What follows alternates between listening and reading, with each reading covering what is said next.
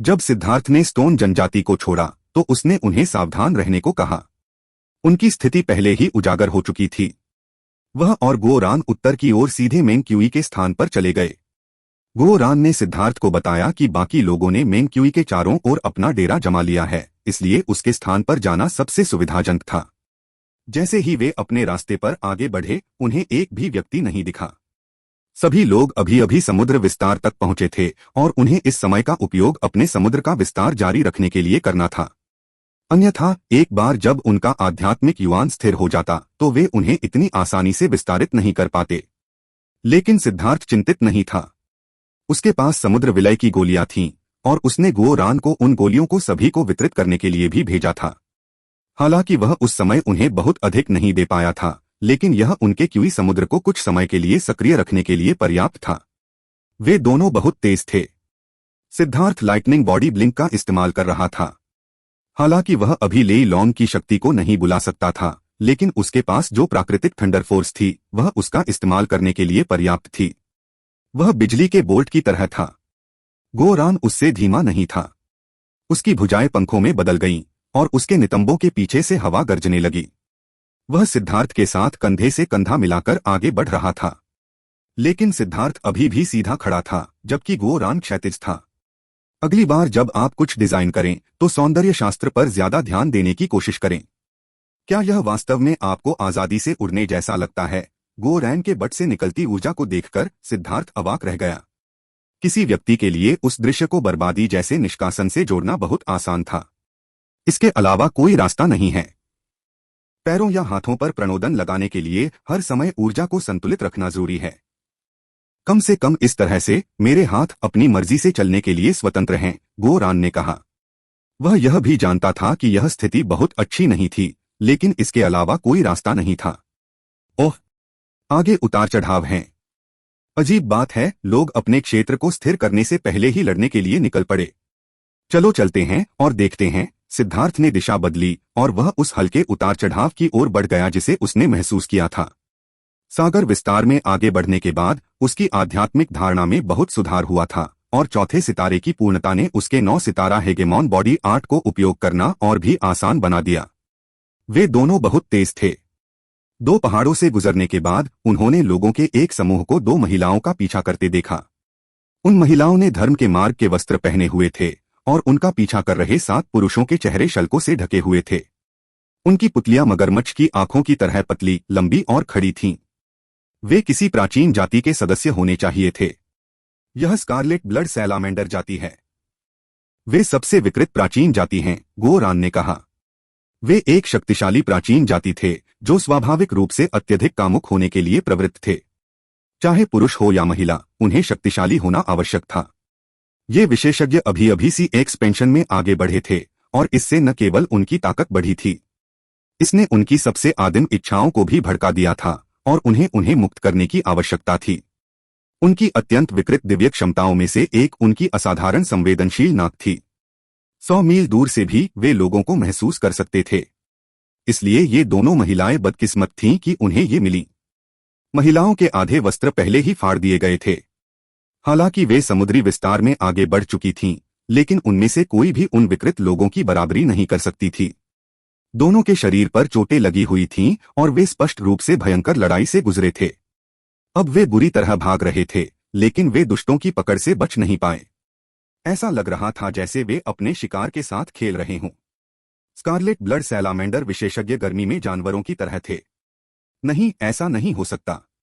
क्या यह संयोग है? सिद्धार्थ उन 2 महिलाओं को देखकर दंग रह गया। वे दोनों विशेष रूप से परिचित थे।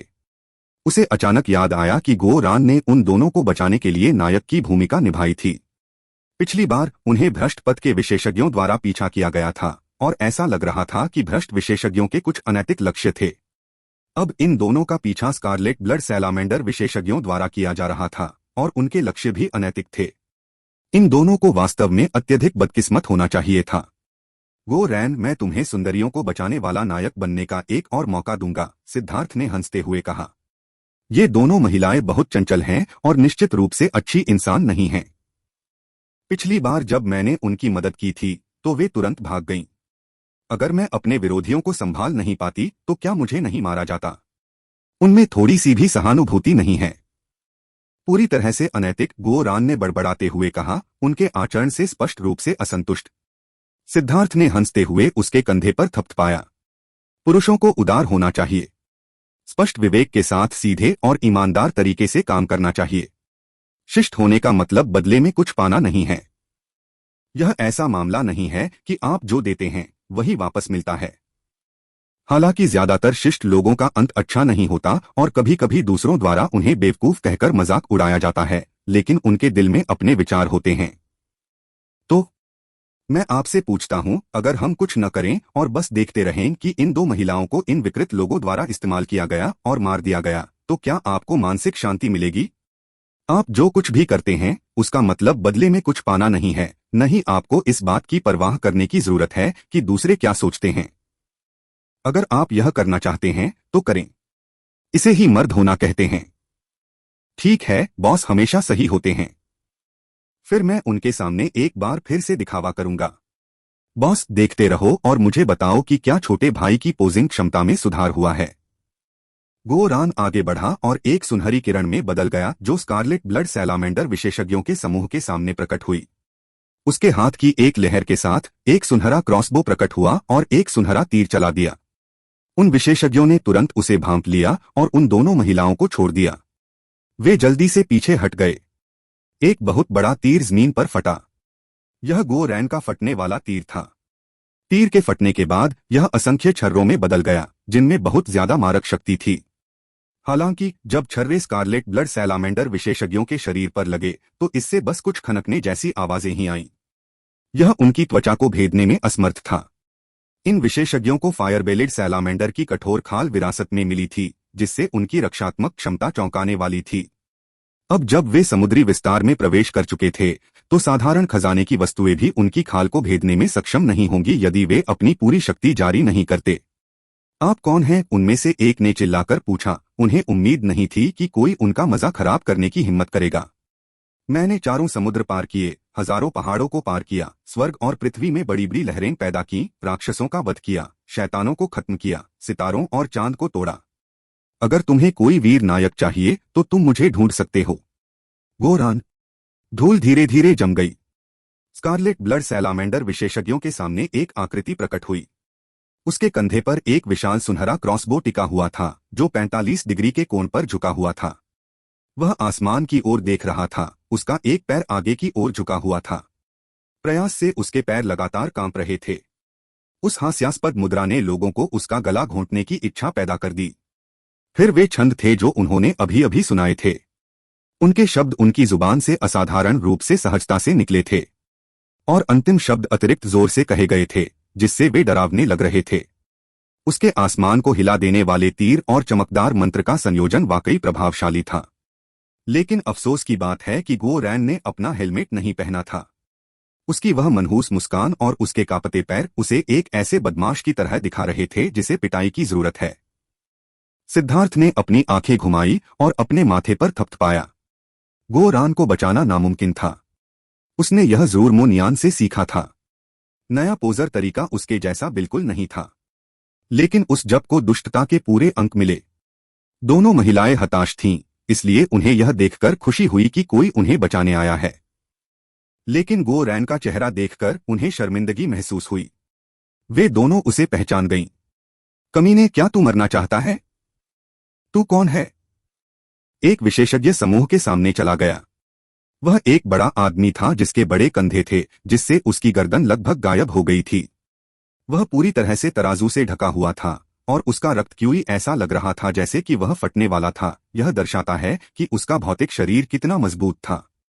यह व्यक्ति एक भयानक जन्मजात श्रेणी 3 दिव्य था। उसकी आवाज गर्जने जैसी थी जिससे उनके कान हिल गए। गो रान उछल पड़ा। उसे उम्मीद नहीं थी कि जैसे ही उसने पोज देना शुरू किया ऐसा शक्तिशाली चरित्र सामने आ जाएगा। अब वह कैसे पोज देना जारी रख सकता था? क्या उसे जल्द ही एक मृत पोजर में नहीं बदल दिया जाएगा? लेकिन फिर इस बारे में सोचते हुए उसका बॉस वही था, तो डरने की क्या बात थी? उसने ठंडे स्वर में उत्तर दिया, क्या तुम मूर्ख हो या बहरे हो? मैंने पहले ही कहा है कि अगर तुम्हें कोई शिष्ट व्यक्ति चाहिए तो तुम मेरे पास आ सकते हो। गोरान, तुम तो मेरा नाम भी नहीं बता सकते। क्या तुमने कभी कोई किताब पढ़ी है?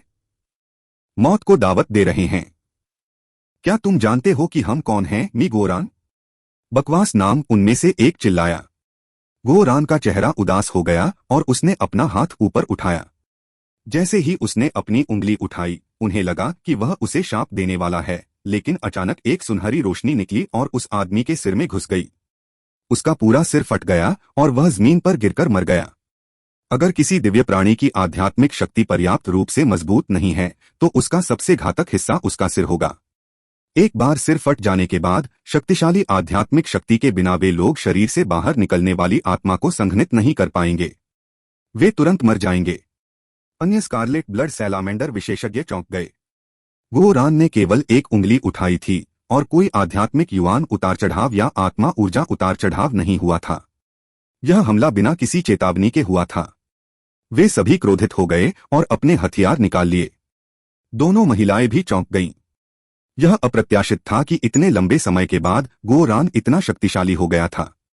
वह मृत व्यक्ति रैंक 2 सेलेस्टियल था जो अभी अभी सागर विस्तार तक पहुंचा था। क्या तुमने इसे स्पष्ट रूप से देखा? यह इस स्वामी को अपमानित करने का परिणाम है। इस स्वामी की Z3 वाइंड मिस्टी अनरिवेल्ड मैक्स इंस्टेंट फ्लैश किल गोल्डन यान फिंगर कभी नहीं चुकी। यह ऐसी उंगली के रूप में जानी जाती है जो देवताओं को मारती है, भूतों का वध करती है, वह उंगली जो सभी जीवन लेती है। तुम अज्ञानी मूर्खों, क्या तुमने सोचा कि यह स्वामी तुम्हें डराने की कोशिश कर रहा था? इसके अलावा मुझे एक और बात सही करने दो। मैं गोरान हूं, मी गोरान नहीं। गोरान की निगाहें बर्फीली हो गईं, उसकी निगाहें तिरस्कार से भरी थीं, जैसे कि उसने उन्हें अपनी आंखों में भी नहीं रखा हो। सिद्धार्थ खुद को रोक नहीं पाया और सिर हिला दिया, क्योंकि वह बहुत दूर से नहीं देख रहा था। गोरान वाकई बहुत बड़ा हो गया था। उसका रौब उसके दुश्मनों को डरा सकता था।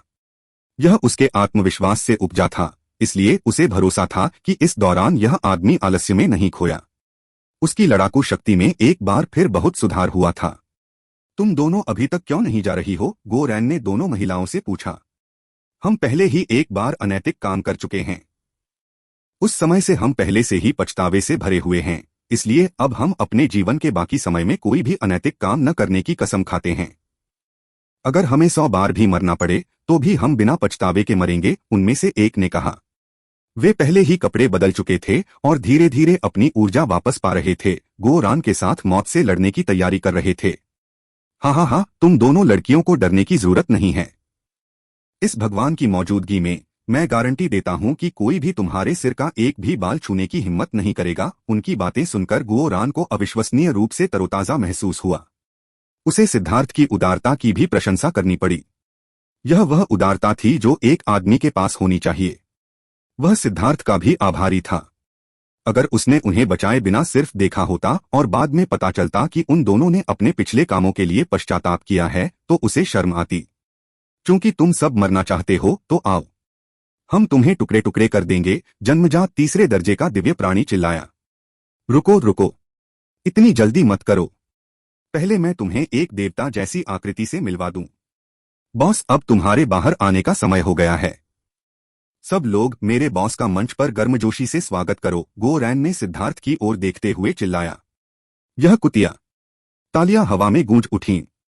यह बहुत तेज नहीं थी, न ही बहुत गर्म। वास्तव में ताली बजाने वाला एकमात्र व्यक्ति गोरान था। सिद्धार्थ ने गुस्से में कहा, तुम ही हो जो दिखावा करना चाहती थी। तुम मुझे इसमें क्यों घसीट रही हो? हे बॉस, मैंने पहले ही दिखावा करना बंद कर दिया है।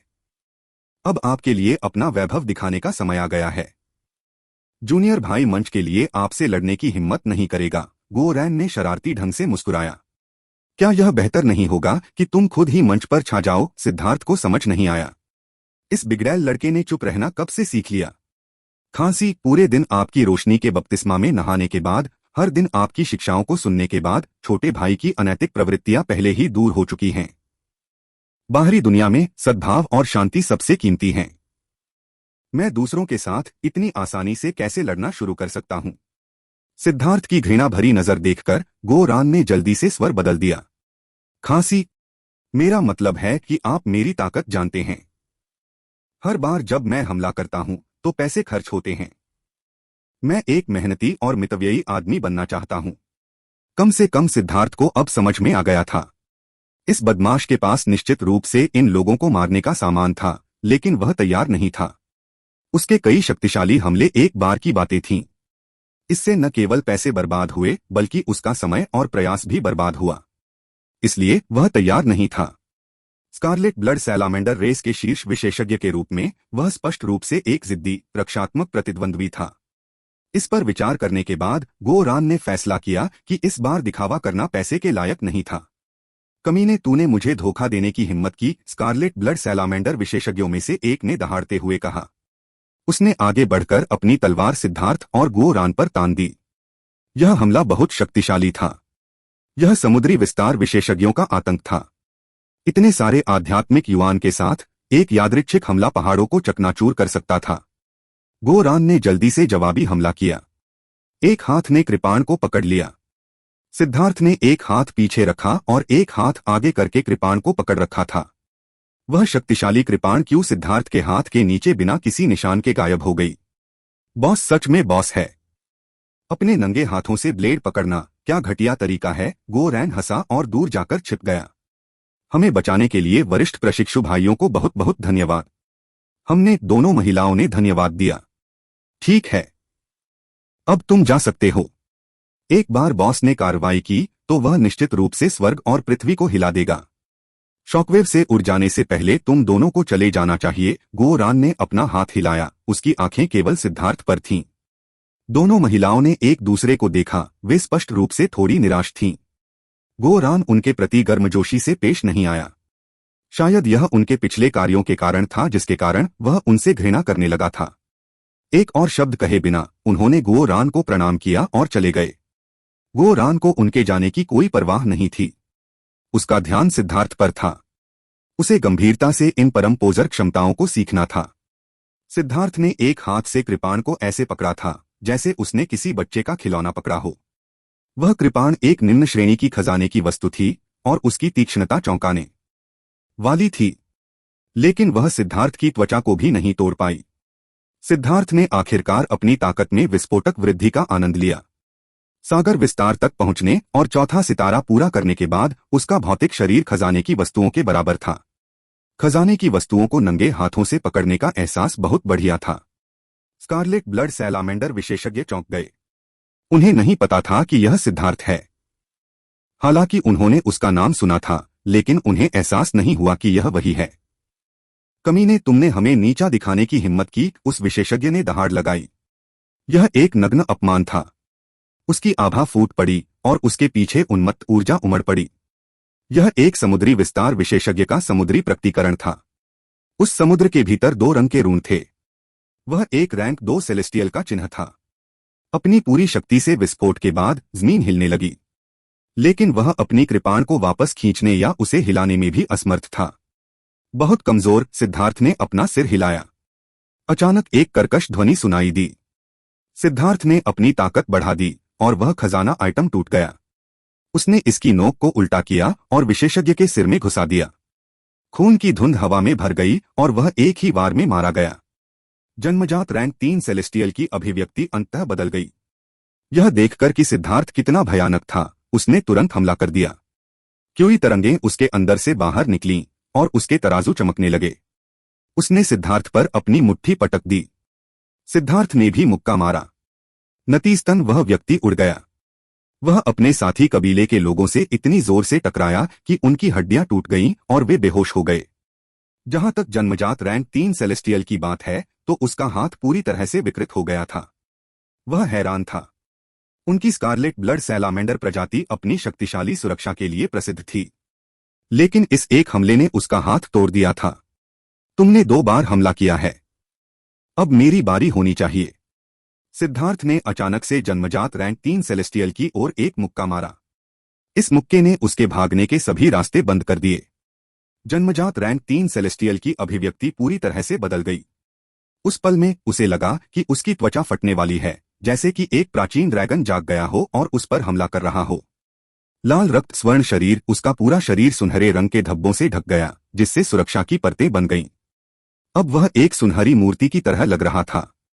यह उसकी जाति की सबसे मजबूत रक्षात्मक चाल थी। धमाका! सिद्धार्थ ने अपनी पूरी ताकत से हमला किया था। वह देखना चाहता था कि वह कितना ताकतवर है। परिणाम यह हुआ कि तीसरे दर्जे के सेलेस्टियल की दोनों भुजाएं टूट गईं और सिद्धार्थ की मुट्ठी अभी भी उसकी छाती पर लगी हुई थी। स्कारलेट ब्लड सैलामेंडर विशेषज्ञ ने अपनी छाती में फंसी मुट्ठी को भयभीत होकर देखा।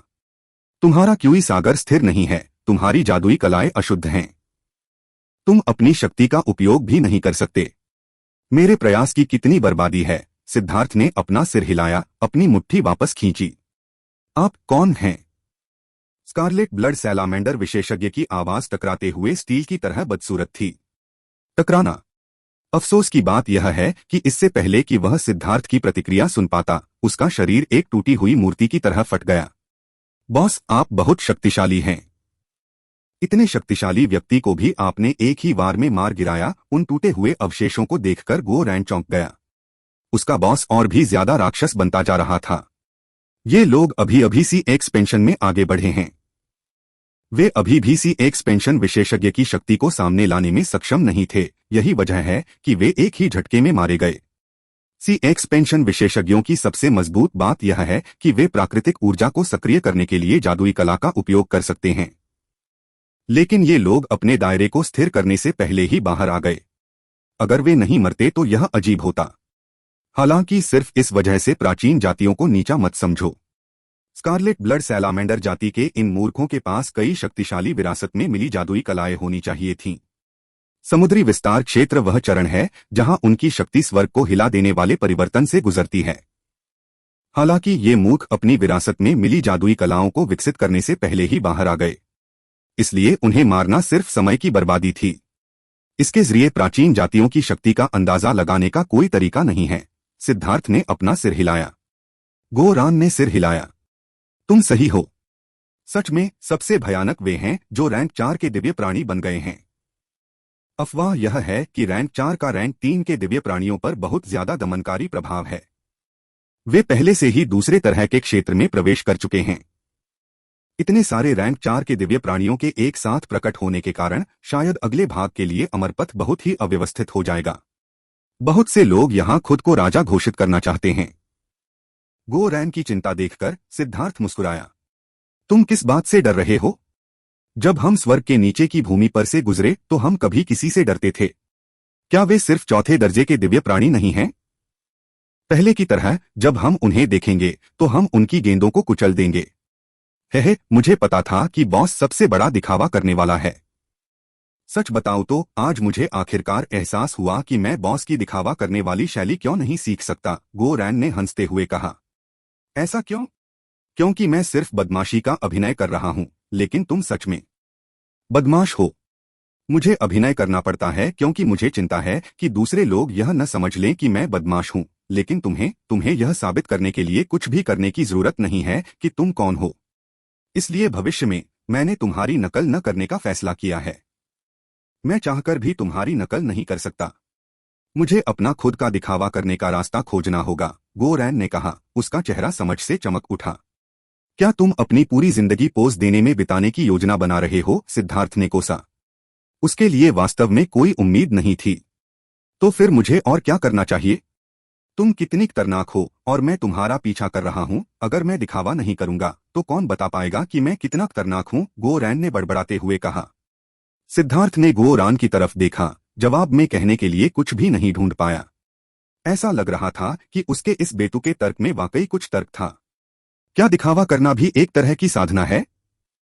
गो रान ने जाकर बेहोश हुए लोगों को होश में लाया और उनके पास मौजूद कीमती सामान भी ले लिया। वे दोनों अपने रास्ते पर आगे बढ़ गए। वे बहुत दिनों तक यात्रा करते रहे, लेकिन उन्हें कोई नहीं मिला। ऐसा लग रहा था कि स्कारलेट ब्लड सैलामेंडर जाति के उन मूर्खों के अलावा कोई भी इस महत्वपूर्ण समय को बर्बाद नहीं करना चाहता था। रास्ते में गो रान ने पृथ्वी ड्रैगन के लिए राशन के रूप में 2 सातवें रैंक के जादुई जानवरों को मार डाला। इस दौरान गो रान एक योग्य रक्षक बन गया था, जो पृथ्वी ड्रैगन की देखभाल अपनी पत्नी की तरह करता था। आधे दिन के बाद वे एक उजाड़ मंदिर में पहुंचे जो ढह गया था। खंडहर के भीतर एक मूर्ति थी, लेकिन वह भी टूट गई थी। केवल उसका निचला शरीर बचा था। हालांकि यह चौंकाने वाला विशाल था। मूर्ति के ऊपर एक बड़ा पृथ्वी ड्रैगन धूप में आराम से भीग रहा था। सिद्धार्थ को यह देखकर आश्चर्य हुआ कि यह पृथ्वी ड्रैगन गो रैन के ड्रैगन से भी बड़ा था और इसकी आभा पहले ही छठे स्थान पर पहुंच चुकी थी। जब सिद्धार्थ और गोरान पहुंचे तो पृथ्वी ड्रैगन अचानक खड़ा हो गया और उन्हें घूरने लगा। गोरान ने जल्दी से उसे एक जादुई जानवर की लाश रिश्वत के तौर पर फेंकी और वह आज्ञाकारी ढंग से एक तरफ हट गया, जिससे एक गुफा दिखाई दी। यह क्या है? अंदर आने के लिए रिश्वत देनी पड़ती है? सिद्धार्थ अवाक रह गया। बॉस, आप पहले नीचे जा सकते हैं। मैं बाहर जाकर कुछ और खाना ढूंढ लूंगा। इस छोटे से साथी का पेट बहुत बड़ा है। गोरान भाग गया। सिद्धार्थ सुरंग के रास्ते नीचे की ओर गया। कुछ ही देर में वह एक बड़े कमरे में दाखिल हो गया। जैसे ही वह अंदर पहुंचा, खुशबू की एक किरण ने उस पर हमला कर दिया और एक जोड़ी बाहें उसकी कमर के चारों ओर कसकर लिपट गईं। सिद्धार्थ ने उस प्यारे शरीर को अपनी बाहों में खींच लिया। मेंक्यू के बचने की कोशिश करने के बावजूद उसका मुंह उसके मुंह पर मजबूती से टिका रहा और उसे एक जोरदार चुंबन दिया। नहीं! मेंकी अचानक चीखी और उसने सिद्धार्थ का दुष्ट हाथ कसकर पकड़ लिया। उसका चेहरा पूरी तरह से लाल हो गया था। सिद्धार्थ जानता था कि वह सफल नहीं हो सकता। कुछ चुंबन और गले मिलने के अलावा वह हमेशा अगले कदम पर ही पकड़ा जाता था। सिद्धार्थ, मेरे लिए चीजें मुश्किल मत बनाओ, नहीं तो मैं दूसरी बहनों का सामना नहीं कर पाऊंगी। मेंकी ने सिद्धार्थ को पकड़ लिया और विनती की। लेकिन प्यार के इस मौसम में ऐसी नजर ने सिद्धार्थ को खुद पर काबू रखने से भी कम कर दिया। सिद्धार्थ असहाय था और केवल उसे छोड़ सकता था। उसके लिए उसके आसपास खुद को नियंत्रित करना कठिन हो रहा था, खासकर आत्मा की दुनिया में उनके स्नान के कारण। उसने उसका निर्दोष शरीर देखा था और यह इसलिए था क्योंकि उसने उसे देखा था, इसलिए खुद को रोकना और भी कठिन हो गया था। देखने में सक्षम होना लेकिन खाना नहीं खाना एक अत्यंत क्रूर यातना थी। शायद अगर सिद्धार्थ ने विनती करने की कोशिश की तो उसके पास कुछ ऐसे तरीके हो सकते हैं जो मेंक्यू के दयालु चरित्र के साथ काम कर सकते हैं, लेकिन वह ऐसा कुछ नहीं कर सकता था। वह उससे प्यार करता था और इसलिए वह उसे थोड़ी सी भी शिकायत नहीं होने दे सकता था, यहां तक कि खुद से भी। प्यार के लिए बलिदान की आवश्यकता होती है। सिद्धार्थ, मुझे माफ कर दो, मेंक्वी ने कहा। मूर्ख पत्नी, इसमें माफी मांगने की क्या बात है? मैं स्पष्ट रूप से गलत था। सिद्धार्थ ने मेंकी के माथे पर हल्के से चूमा और मुस्कुराया। मेंकी वाकई बहुत दयालु थी। मेंक्यू ने एक चिकना कंबल निकाला और सिद्धार्थ को उसके जूते उतारने में मदद की, बिल्कुल वैसे ही जैसे एक सौम्य पत्नी अपने पति की देखभाल करती है।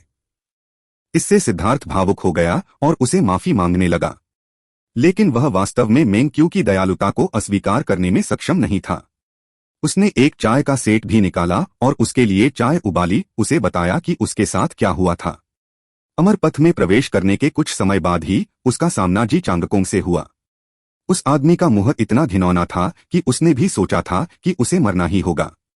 जब उसने रेड आई सेक्रेड ब्लड फीनिक्स को बुलाया तो उसने उस बेवकूफ को लगभग मार ही डाला था। अगर उसके पास खुद को बचाने के लिए कोई शक्तिशाली आत्मा वस्तु नहीं होती तो वह अमरपथ से बहुत पहले ही गायब हो गया होता। उसके बाद उस पर कई बार छुपकर हमला किया गया। सिद्धार्थ को गुस्सा इस बात से आया कि उसके छुपकर हमला करने वाले सभी लोग धर्म के मार्ग पर चलने वाले विशेषज्ञ थे। शुरुआत में मेंक्यूई के पास उन्हें मारने का दिल नहीं था, लेकिन बाद में उसने पाया कि अधिक से अधिक लोग उसे शिकार के रूप में देख रहे थे। वह अंततः क्रोधित हो गई और उसने रक्त फीनिक्स को बुलाया। परिणामस्वरूप उन सभी लोगों का दुखद अंत हुआ। वह कई परीक्षण क्षेत्रों से गुजरी लेकिन कुछ भी हासिल नहीं कर पाई। अंत में वह अनजाने में यहां पहुंच गई थी। उसे इन खंडहरों के नीचे अनगिनत आत्मा साधक विरासतें मिली थीं, इसलिए वह उनका अध्ययन करने के लिए यहां रुकी थी। जब उससे पूछा गया कि उसका क्यूई सागर कितना बड़ा है तो मेंक्यू ने 3000 मील का जवाब दिया। इससे सिद्धार्थ को राहत मिली। 3000 मील एक सीमा थी। ड्रैगन ब्लड लीजन में गोरान जैसा एक चमत्कार होना ही काफी था। जब उसने ब्लड फीनिक्स के बारे में पूछा तो मेंक्यू ने कहा कि वह शिकार करने गया था, पृथ्वी ड्रैगन के लिए भोजन ढूंढ रहा था। इतने लंबे समय तक मेंक्यू द्वारा पाले जाने के बाद वह 7वें रैंक के शिखर पर था। यहां तक कि अगर वह समुद्री विस्तार विशेषज्ञों से टकरा भी गया तो भी उसके पास खुद को बचाने की शक्ति होगी। अभी हर कोई अपने समुद्र का विस्तार करने में लगा हुआ था। अकेले बाहर जाने में कोई समस्या नहीं होगी। यह रक्त फीनिक्स की वजह से था कि पृथ्वी ड्रैगन इतनी तेजी से बढ़ने में सक्षम था। तुम्हारे क्या हाल हैं, सिद्धार्थ? एक बार अंदर जाने के बाद तुम्हारे साथ क्या हुआ? मेंकी ने उसे ताजी चाय का कप देते हुए पूछा। मैं लगता है मैं एक अशुभ सितारे के तहत पैदा हुआ हूं। सिद्धार्थ खुद को बड़बड़ाने से रोक नहीं पाया। उसने उसे अमर मार्ग में अपनी यात्रा का एक सरल विवरण दिया, शुई गुआंजी की हत्या से लेकर स्वर्गीय क्लेश तक। आखिर वे चारों किस तरह के अस्तित्व थे? मेंक्वी ने आश्चर्य से पूछा। कौन जानता है? हालांकि वे मूर्ख हैं, लेकिन मेरे पास यह स्वीकार करने के अलावा कोई विकल्प नहीं है कि उनकी ताकत मेरी कल्पना से परे है। मैं उन्हें सिर्फ एक बार धोखा दे पाया क्योंकि मेरा बिजली का संकट खास है। अगर यह एक सच्ची लड़ाई होती तो मैं निश्चित रूप से अभी उनका मुकाबला नहीं कर पाता। मैंने लॉर्ड हेवनाई से पूछा, लेकिन उन्होंने मेरे सवालों को टाल दिया, बस इतना कहा कि मुझे उनसे सावधान रहना होगा। वे बहुत प्रतिभाशाली हैं। उनके लहजे और आचरण से मैंने बाद में अनुमान लगाया कि वे चार संभवतः वे महान सच्चे दिव्य प्राणी हैं, दूसरे शब्दों में 9वें दर्जे के दिव्य प्राणी हैं, सिद्धार्थ ने कहा। मेंग क्यों चौंक गया। रैंक 8 और उससे नीचे के दिव्य प्राणी अर्ध दिव्य प्राणी कहलाते थे। केवल रैंक 9 के दिव्य प्राणी ही सच्चे दिव्य प्राणी थे। लेकिन ऐसे व्यक्ति किंवदंतियों के स्तर पर थे। वास्तव में कुछ लोगों को उनके अस्तित्व पर भी संदेह था। सिद्धार्थ, क्या ऐसा हो सकता है कि आपने शुरू से ही उनकी पहचान का अनुमान लगा लिया था, लेकिन फिर भी उनके खिलाफ जाने का फैसला किया? मेंकी कुछ अवाक रह गई। मेरी पत्नी मुझे सबसे अच्छी तरह जानती है, सिद्धार्थ ने हंसते हुए उसे अंगूठा दिखाया। बकवास मत करो। मुझे कहना है, तुम्हारा गुस्सा वाकई बहुत ज्यादा है। अगर तुम्हें किसी नतीजे की परवाह नहीं है तो देरसबेर तुम्हें ही नुकसान उठाना पड़ेगा, मेंक्यू ने कहा। इसके अलावा कोई रास्ता नहीं है। तुम मेरे गुस्से को जानते हो। उस समय मैं इतना गुस्से में था कि मैं उन्हें काटकर मार डालना चाहता था। उस समय के बारे में सोचते ही सिद्धार्थ का गुस्सा भड़क उठा। वे वास्तव में अहंकारी बनना जानते थे, और यह दिखाने के लिए कि वे कितने खतरनाक हैं, उन्होंने यू शियाओ कियान को उसके सार रक्त का इतना ज्यादा हिस्सा खत्म करने पर मजबूर कर दिया। भले ही उसे यह 10,000 बार दोहराना पड़े, वह ऐसा ही करेगा। अगर वह इस तरह के अपराध के लिए उनके खिलाफ पूरी तरह से नहीं जाता तो वह सिद्धार्थ नहीं होता। यू शियाओ कियान आपको जूली के गुप्त क्षेत्र में वापस जाने देने के लिए अपनी जान देने को तैयार थी। वह स्पष्ट रूप से एक ऐसी महिला है जो भावनाओं और रिश्तों की बहुत परवाह करती है, मेंक्यू ने कहा। सिद्धार्थ मुस्कुराया। मूल रूप से वह यू शियाओ कियान का जिक्र करके मेंक्यू के प्रति उसके रवैये की जांच कर रहा था। तुम मेरे और यू शियाओ कियान के बीच के मामले का विरोध तो नहीं करोगी, है ना? सिद्धार्थ ने गंभीरता से मेंक्वी का हाथ पकड़ लिया। वह तुम्हारी बहुत परवाह करती है और तुम्हारे लिए अपनी जान भी कुर्बान करने को तैयार है।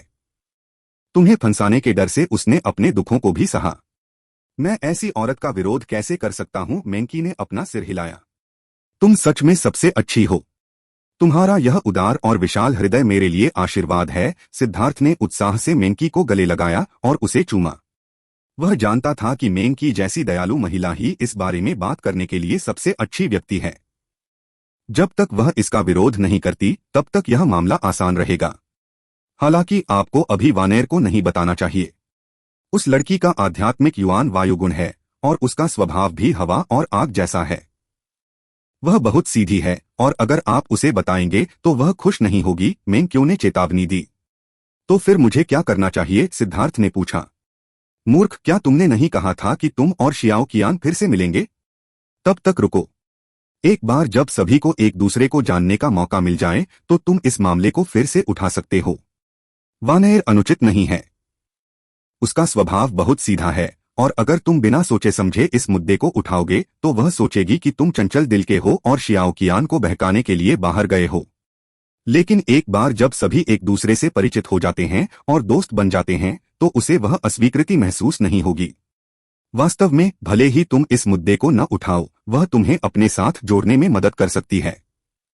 वानेर के सीधे स्वभाव के कारण वह कठोर रणनीति के बजाय नरम रणनीति के लिए अनुकूल है, मेंक्यू ने कहा। पत्नी, तुम सच में सबसे अच्छी हो। मुझे तुम्हें एक चुंबन देना है। सिद्धार्थ भावुक होकर आगे बढ़ा।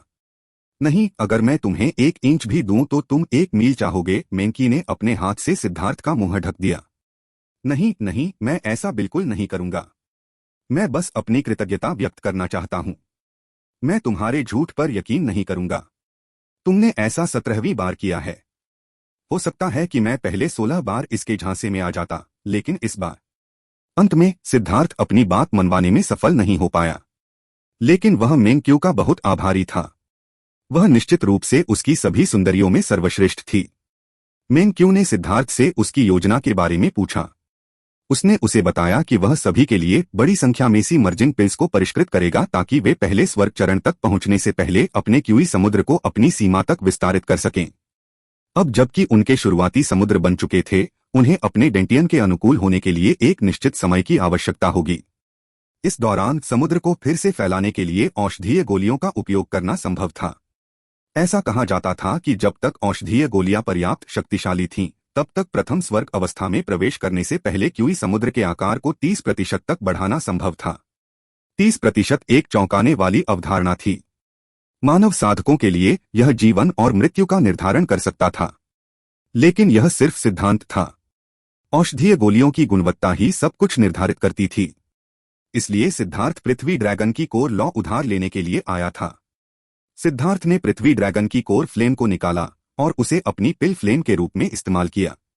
लेकिन इस दौरान पृथ्वी ड्रैगन कमजोर अवस्था में पहुंच गया।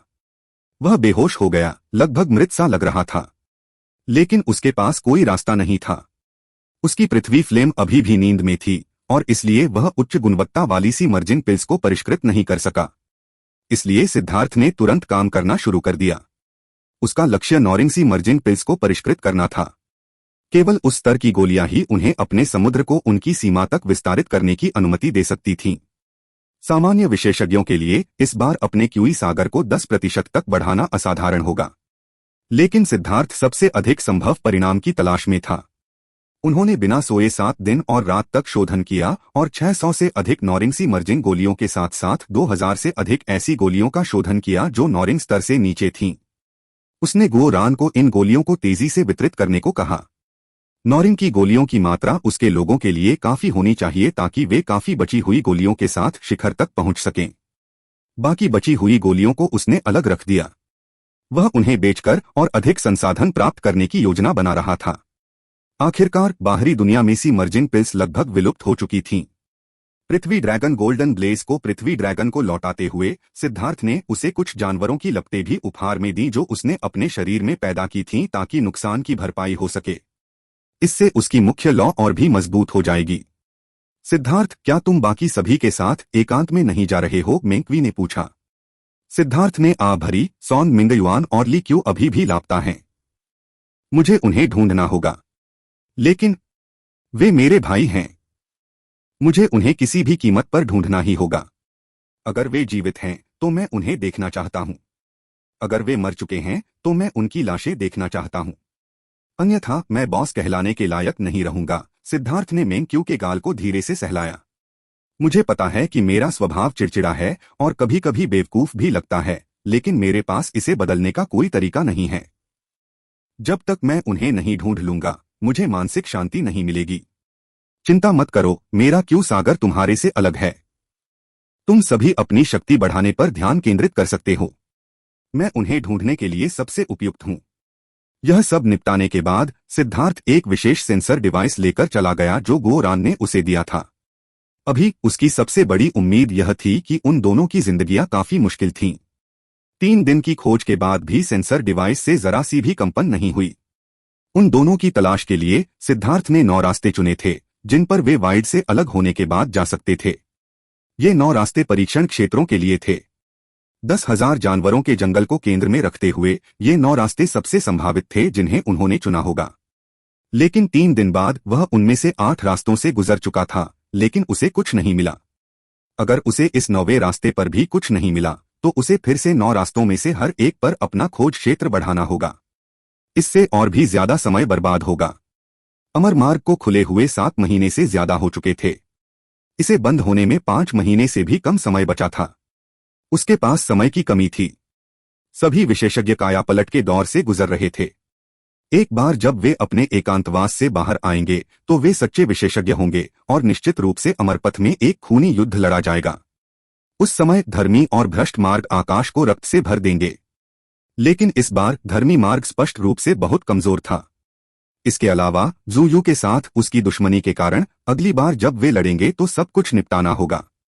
ऐसे विरोधियों का सामना करने पर भी सिद्धार्थ को डर नहीं लगा। उसे जिस चीज का डर था वह था अपने भाइयों को खोना। इसलिए उसे उन्हें ढूंढना। था। भले ही वे मर गए हों, उसे उनकी हड्डियां वापस लानी थीं। वह उन्हें इस विदेशी दुनिया में हमेशा के लिए आराम करने नहीं दे सकता था। एक दिन बाद सिद्धार्थ का चेहरा उदास हो गया। सेंसर डिवाइस को अभी भी 9वें रास्ते पर कुछ नहीं मिला था। इस विशाल अमर पथ में किसी व्यक्ति की तलाश करना घास के ढेर में सुई खोजने जैसा था। उसने जो 9 रास्ते चुने थे वे वही थे जो उन दोनों ने सबसे ज्यादा चुने होते, लेकिन कौन पक्के तौर पर कह सकता था कि वे कहाँ गए थे। सिद्धार्थ एक बंजर रेगिस्तान के सामने खड़ा था।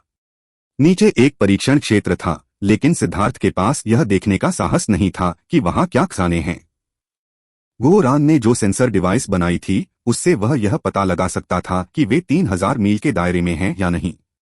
अगर उसे यहां कुछ भी महसूस नहीं हुआ तो इसका मतलब था कि वे इस रेगिस्तान में नहीं थे। सिद्धार्थ ने गहरी सांस ली। अपने मूड को शांत करते हुए उसने खुद को एक नई खोज शुरू करने के लिए तैयार किया। ठीक उसी समय अंतरिक्ष हिल गया। एक भयानक हमले ने शून्य को चीर दिया और वह सिद्धार्थ की पीठ की ओर आया। हमले ने व्यावहारिक रूप से स्पेसटाइम को तोड़ दिया था। यह बिना किसी पूर्वाभास के हुआ था। सिद्धार्थ चौंक गया। हमले ने केवल पलक झपकने के लिए ऊर्जा जमा की और फिर इतनी शक्ति प्राप्त कर ली। एक विचार के साथ ब्लड ड्रिंकर उसके हाथ में प्रकट हुआ। उसका आध्यात्मिक युआन उसमें डाला गया और बिना पीछे देखे उसने अपनी तलवार पीछे से काट ली। धमाका! स्वर्ग और धरती हिल गई। सिद्धार्थ को अपने हाथ में तेज दर्द महसूस हुआ और वह बिजली की तरह पीछे की ओर उछला। वह जमीन पर 300 मील दूर तक उड़ गया। वह एकदम चौंक गया। आखिर इतना भयानक कौन था? अभी तो सभी लोग सिर्फ सी एक्सपेंशन तक ही पहुंचे थे, लेकिन इस व्यक्ति की शक्ति पहले ही इतने भयानक स्तर पर पहुंच चुकी थी। अचानक तलवार की रोशनी आसमान में भर गई। गिरते हुए तारों की तरह वे सिद्धार्थ की ओर बढ़े और मौत की आभा ने उसे घेर लिया। इस हमले में असीम हत्या की मंशा थी। सिद्धार्थ का दिल कांप उठा। उसे पता था कि उसका सामना एक भयानक प्रतिद्वंद्वी से हुआ है। उसकी कृपाण नाच रही थी, जिससे कृपाण क्यूई का जाल बन गया। तलवार क्यूई उसके रक्षात्मक जाल पर गिर गई, जिससे आसमान को हिला देने वाले विस्फोट हुए। उस शक्ति ने सिद्धार्थ की भुजाओं को सुन्न कर दिया और उसे बार बार पीछे हटने के लिए मजबूर होना पड़ा। जब तलवार क्यूई फीकी पड़ गई तो सिद्धार्थ ने आखिरकार एक काले रंग का लबादा पहने हुए एक व्यक्ति को देखा। लेकिन इससे पहले कि वह उस व्यक्ति को स्पष्ट रूप से पहचान पाता, एक विशाल तलवार की छवि आसमान में फैल गई, बादलों को चीरती हुई। असीम हत्या के इरादे से इसने एक बार फिर सिद्धार्थ पर शैतान के ब्लेड की तरह वार किया। सिद्धार्थ ने भौहें सिकोड़ी। उसकी दिव्य अंगूठी उसके पीछे प्रकट हुई। 3000 मीटर 4 रंग की अंगूठी ने स्वर्ग और पृथ्वी को हिला दिया। ब्लड ड्रिंकर ने आसमान की ओर इशारा किया और उसके खून के रंग के रून चमक उठे। स्वर्ग को विभाजित करो दो। धमाका! एक कृपाण छवि एक तलवार छवि से टकराई। यह एक ऐसी टक्कर थी जो दुनिया को हिला देने वाली थी। शून्य में प्रकाश की स्क्रीन दिखाई दी, जो लगातार मुड़ रही थी और अविश्वसनीय रूप से चौंकाने वाली लग रही थी। हमलावर ने जो लबादा पहना हुआ था वह इस हमले की ताकत को सहन नहीं कर सका और टुकड़े टुकड़े हो गया। हमलावर का चेहरा सामने आ गया, जिससे सिद्धार्थ दंग रह गया। एक सुंदर जेड जैसी आकृति जिसके बाल कमर तक लटक रहे थे। उसका सबसे आकर्षक हिस्सा उसकी नीली आंखें थीं जो नीलम की तरह थीं। वे ऐसे चमक रही थीं जैसे आसमान के तारे उनमें गिर गए हों। इस दुनिया में केवल उसके पास ही ऐसी शक्ल थी। लिन युयान सिद्धार्थ पहले तो स्तब्ध रह गया, लेकिन फिर वह क्रोधित हो गया। क्या तुम्हें कोई मानसिक बीमारी है? लिन युयान ने बिना किसी दया के हमला किया था। उसके हमले पूरी तरह से हत्या के इरादे से किए गए थे और ऐसा कोई तरीका नहीं था जिससे वह यह तर्क दे सके कि वह उसे मारने की कोशिश नहीं कर रही थी। लिन युयान के नाजुक मुंह पर मुस्कान आ गई। उसने अपनी हड्डी की तलवार को अपनी पीठ के पीछे वापस रखा और कहा, इतना गुस्सा मत हो। क्या मैंने नहीं कहा था कि मैं तुम्हें मारने से पहले तुम्हें सलाम करूंगी? मैं तुम्हें चेतावनी देता हूं, मुझसे दूर रहो। मैं पहले जैसा नहीं रहा। अगर तुमने मुझे फिर से उकसाया तो मुझे भी नहीं पता कि क्या होगा। जब मैं गुस्सा होता हूं तो कभी कभी मैं खुद को भी पीट लेता हूं, सिद्धार्थ ने गुस्से में कहा। वह वाकई इस पागल औरत से डर गया था। लिन युयान भी समुद्री विस्तार तक पहुंच चुकी थी और अब उसका आध्यात्मिक युआन बेहद अजीब था, पहले से बिल्कुल अलग। इसमें डेथ क्यूई शामिल था। इसके अलावा उसके आध्यात्मिक युआन में कुछ और भी था। उसके अंदर कुछ छिपी हुई ऊर्जा थी। उसके खिलाफ लड़ते समय ऐसा लगता था जैसे कोई मृत्यु देवता पीछे से उसे घूर रहा हो। यह एक बेहद अजीब एहसास था। हाँ हाँ हाँ, सिद्धार्थ के शब्दों ने लेंग युयान को हंसने पर मजबूर कर दिया। तुम वाकई पहले से अलग हो। मैंने जो टेस्ट किया था उससे मैं यह महसूस कर सकता हूं। बहुत बढ़िया। मैं पहले से ही तुम्हें मारने वाला था ताकि यहां से जाने से पहले सब कुछ खत्म कर दूं। हालांकि तुम्हारी तरक्की मेरी उम्मीदों से कहीं ज्यादा है। अगर हम अंत तक लड़ते हैं तो सबसे ज्यादा संभावना यही है कि हम दोनों ही मर जाएंगे। मैं ऐसा नतीजा नहीं चाहता, इसलिए मैं अब तुम्हें सिर्फ अलविदा कह सकता हूं। तुम जाना चाहती हो? बढ़िया। खांसी, मेरा मतलब है यह बढ़िया है कि तुम आराम कर सकती हो। आखिरकार एक महिला के लिए बाहर घूमना थका देने वाला होता है। अगर तुम्हें कोई उपयुक्त व्यक्ति मिल जाए तो तुम्हें उससे शादी कर लेनी चाहिए और सारा दिन लड़ने और हत्या करने में बिताने के बजाय यहीं छोड़ देना चाहिए, सिद्धार्थ ने सलाह दी। लेंग युयान मुस्कुराया। अभी इतना खुश मत हो। तुम ही वो आदमी हो जिस पर मैंने अपनी नजरें टिकाई हैं। मुझे इतना बढ़िया लक्ष्य पाने में बहुत समय लगा। मैं भविष्य में जीने के लिए तुम्हारे सहारे पर निर्भर रहूंगा। इसके अलावा मैं तुम्हें एक बुरी खबर देना चाहता हूं। मैंने पूरी दुनिया को देखा और आखिरकार वो मिल गया जो मैं चाहता था। एक बार जब मैं वापस आऊंगा तो मैं एकांत में चला जाऊंगा। जब मैं बाहर आऊंगा तो हम फिर मिलेंगे। ऐसा कहने के बाद लेंग युयान ने सिद्धार्थ को दोस्ताना और चुलबुले अंदाज में आंख मारी। एक सुंदरी के लिए ऐसा करना एक बेहद मार्मिक दृश्य था। लेकिन सिद्धार्थ के बाल खड़े हो गए और उसकी पीठ पर ठंडा पसीना आ गया। यह सुनकर कि इस पागल महिला का वास्तव में अमर पथ पर आने का अपना लक्ष्य था और उसने वह लक्ष्य प्राप्त कर लिया था। एक बार जब वह एकांत से बाहर आएगी तो उसकी शक्ति। क्या तुम्हें सचमुच मुझे मारना है? सिद्धार्थ ने आह भरते हुए कहा। हाँ, तुम मेरे जीवन का सबसे बड़ा लक्ष्य हो, लेंग युयान ने कहा। अगर एक दिन तुम मेरे हाथों मर जाओ तो क्या तुम्हें अफसोस होगा? कोई अफसोस नहीं। जिस आदमी को मैं स्वीकार करती हूं उसके लिए मरना ही मेरा सबसे अच्छा भाग्य होगा, लेंग युयान ने कहा। उसकी नजर सिद्धार्थ की तरह ही दृढ़ थी। तो फिर माफ करना, सिद्धार्थ ने आह भरते हुए कहा। क्यों? मेरा जीवन सिर्फ मेरा नहीं है। मेरा जीवन मेरे भाइयों, मेरी सुंदरियों, हर उस व्यक्ति का है जो मेरी परवाह करता है। अगर तुम मुझे मार दोगे तो वे दुखी दुखी और पीड़ाग्रस्त हो जाएंगे। मैं निश्चित रूप से किसी को भी मेरे आसपास के लोगों को चोट पहुंचाने की अनुमति नहीं दूंगा। इसलिए अगली बार जब तुम मुझे मारने आओगे तो मैं तुम्हें पूरी तरह से मार डालूंगा।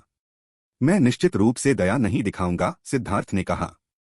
सिद्धार्थ गुस्से में था। अगर लेंग युयान इतना भयानक रूप से शक्तिशाली नहीं होता तो शायद उसे मारना नहीं पड़ता। लेकिन लेंग युयान के पास उसे मारने की शक्ति थी और वह न तो उसकी जान के साथ खेल सकता था और न ही अपने साथियों की भावनाओं के साथ। लेंग युयान ने आह भरने से पहले सिद्धार्थ को बहुत देर तक देखा। सिद्धार्थ, तुम शायद सबसे बेहतरीन आदमी हो जिसे मैंने देखा है, लेकिन मैं अपना लक्ष्य नहीं छोड़ सकता। शायद यह बहुत स्वार्थी है, लेकिन इस दुनिया में कोई भी ऐसा नहीं है जो स्वार्थी न हो, यहाँ तक कि देवता भी। शायद तुम समझ नहीं पा रहे हो, शायद तुम सोचते हो कि मैं पागल हूं, लेकिन जब तक तुम अंत तक जीवित रह सकते हो तुम इसके पीछे का कारण समझ जाओगे। सिद्धार्थ वास्तव में उसके हास्यास्पद लक्ष्य को समझने में असमर्थ था। लेकिन ईस्टर्न वेस्टलैंड बेल ने कहा था कि उसके पास अपना कारण था जिसने उसे ऐसा करने के लिए मजबूर किया। सिद्धार्थ ऐसा व्यक्ति नहीं था जो हर किसी से दोस्ती करना चाहता था। वह एक स्वार्थी व्यक्ति था। चाहे उसके प्रतिद्वंद्वी का कारण कुछ भी हो, जब तक वे उसे मारना चाहते हैं वह अपने जवाबी हमले में दया नहीं दिखाएगा। यह समय लेंग युयान की आखिरी चेतावनी होगी। सावधान रहो। जब ज़ुयू और अन्य लोग चौथे सेलेस्टियल रैंक पर आगे बढ़े तो उन्होंने अपनी रक्तरेखा शक्ति को जागृत किया और उनकी लड़ाकू शक्ति बहुत बढ़ गई। अफसोस की बात है कि मुझे जाने की जल्दी है, अन्यथा मैं वास्तव में उसकी शक्ति देखना चाहता था। याद रखो, तुम मेरी हो और तुम केवल मेरे हाथों मर सकती हो। किसी और के हाथों मारे मत जाना। लेंग युयान ने अपने हाथों को आगे बढ़ाया और सिद्धार्थ को उसके थोड़े अव्यवस्थित वस्त्र को ठीक करने में मदद की। सिद्धार्थ उसकी हरकतों से हैरान था। इस हत्यारी देवी का भी एक गर्म पक्ष था। बीप। लेंग युयान के चले जाने के बाद सिद्धार्थ को बहुत देर तक होश नहीं आया, लेकिन अचानक एक हल्की सी आवाज ने उसे जगा दिया। वे यहां हैं, सिद्धार्थ चिल्लाया। सेंसर डिवाइस ने वास्तव में कुछ महसूस किया था। सिद्धार्थ ने जल्दी से सेंसर डिवाइस निकाली। उसने एक छोटा सा तीर देखा जो कुछ बेहद हल्के उतार चढ़ाव की ओर इशारा कर रहा था। वह जल्दी से उस दिशा में भाग गया। कुछ ही मील चलने के बाद सिद्धार्थ को रुकना पड़ा। एक बहुत बड़ी खाई दिखाई दी। यह उस खाई से भी बड़ी थी जिसमें वह और लेंग युयान गिरे थे। वे ऐसा नहीं कर सकते थे। सिद्धार्थ ने हैरानी से सेंसर डिवाइस को देखा। एक बार जब वह खाई के सामने था तो उसका दिल बैठ गया। तीर खाई में नीचे की ओर इशारा कर रहा था। वे वास्तव में नीचे गिर गए। अब मामला गंभीर था। अगर वे इस खाई में गिर जाते तो 10,000 जानें भी कम पड़ती। जब वह और लेंग युयान पूरी ताकत से साथ काम कर रहे थे तो वे संयोगवश अपनी जान बचाकर भागने में सफल हो गए थे।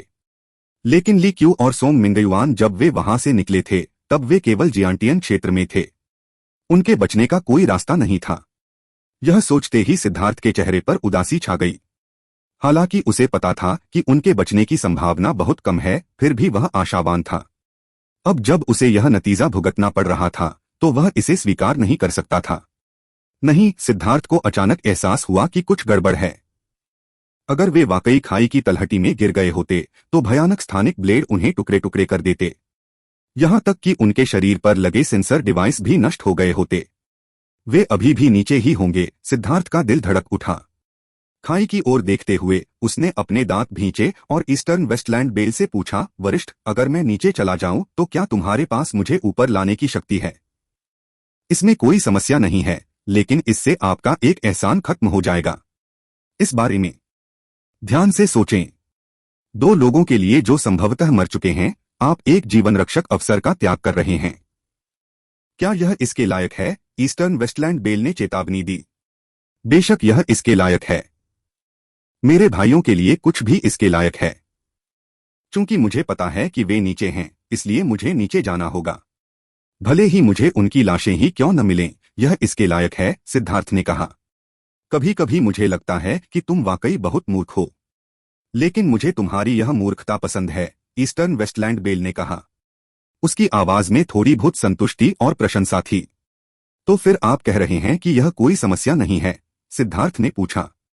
बेशक, मैं ईस्टर्न वेस्टलैंड बेल हूं।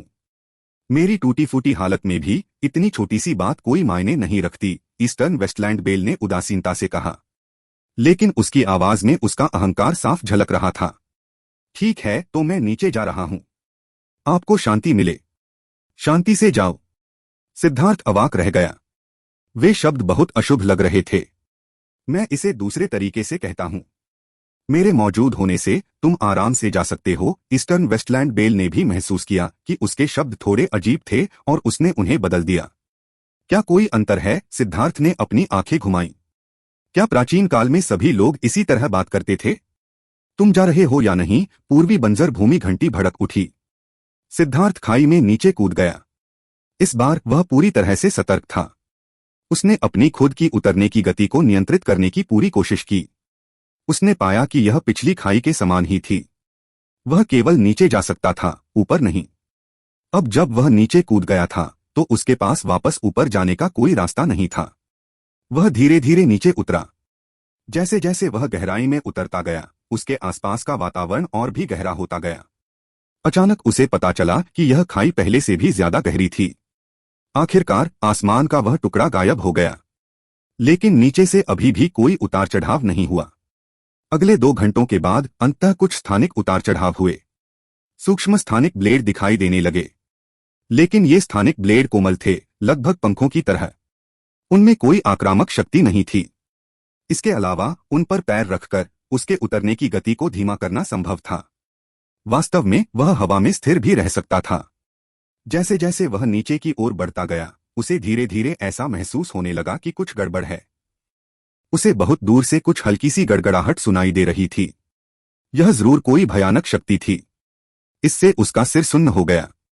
100 मील नीचे स्थानिक ब्लेड शक्तिशाली होने लगे थे, लेकिन उसे अभी भी सॉन मिंगयुआन या ली क्यूई का कोई संकेत नहीं दिखाई दिया। हालांकि सेंसर डिवाइस का कंपन और भी तीव्र होता जा रहा था। वह स्पष्ट रूप से उनके करीब पहुंच रहा था।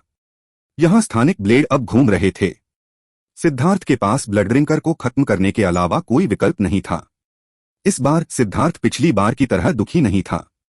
ये स्थानिक ब्लेड उसके लिए ज्यादा खतरा पैदा नहीं कर पा रहे थे। ब्लडरिंकर उनमें से किसी को भी एक ही वार से नष्ट करने में सक्षम था। वे आगे हैं। सिद्धार्थ ने अचानक अपने नीचे एक विशाल प्राचीन मीनार देखी। यह 100 मील लंबी थी और खाई के किनारे तिरछे तरीके से फंसी हुई थी, जिससे यह नीचे गिरने से बच गई। सिद्धार्थ तुरंत उसकी ओर बढ़ने लगा। जैसी कि उम्मीद थी, जैसे ही वह उस पर कूदा, सेंसर डिवाइस का कंपन एक नए स्तर पर बढ़ गया। उन दोनों को प्राचीन टॉवर में होना चाहिए था। अगर यह प्राचीन टॉवर नहीं होता तो वे रसातल की तलहटी में गिर जाते और स्थानिक ब्लेड द्वारा नष्ट हो जाते। कुछ भी नहीं बचा होता। प्राचीन मीनार खाई की चट्टान को चीर रही थी। यह टूटकर फट गई थी और वह आसानी से अंदर घुस गया। यह तथ्य कि इतनी दूर गिरने के बाद भी मीनार पूरी तरह से नष्ट नहीं हुई थी, यह दर्शाता है कि यह वास्तव में असाधारण रूप से मजबूत थी। सिद्धार्थ ने धूल भरे टॉवर के फर्श पर पैरों के 2 जोड़े देखे। वह खुश हुआ और जल्दी से टॉवर के अंदर चला गया। सोंग मिंगयुआन ली क्यू, वह जोर से चिल्लाया। उसकी आवाज टावर के हर कोने तक पहुंच गई, लेकिन उसने उनकी प्रतिक्रिया नहीं सुनी और न ही उसने उनकी आभा को महसूस किया। इससे सिद्धार्थ का दिल एक बार फिर डूब गया। वह जल्दी से और आगे बढ़ता गया।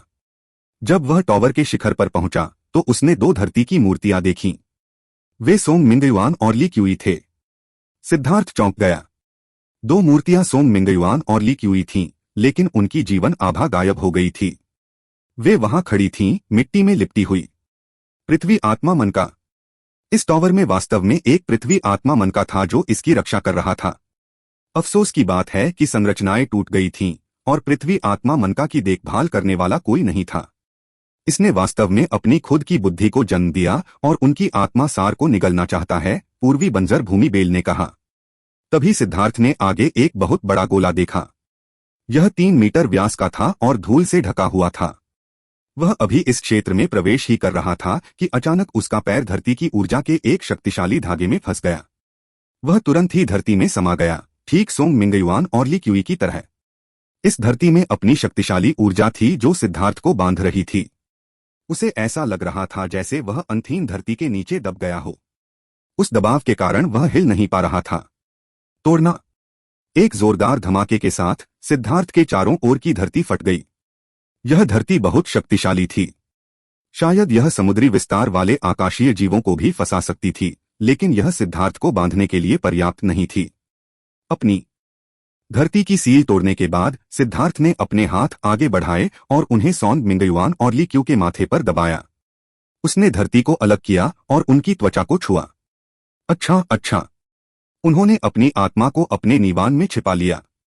वे अभी तक विलुप्त नहीं हुए थे। सिद्धार्थ प्रसन्न था। तथाकथित नीवान व्यक्ति के सिर के बीच में स्थित था।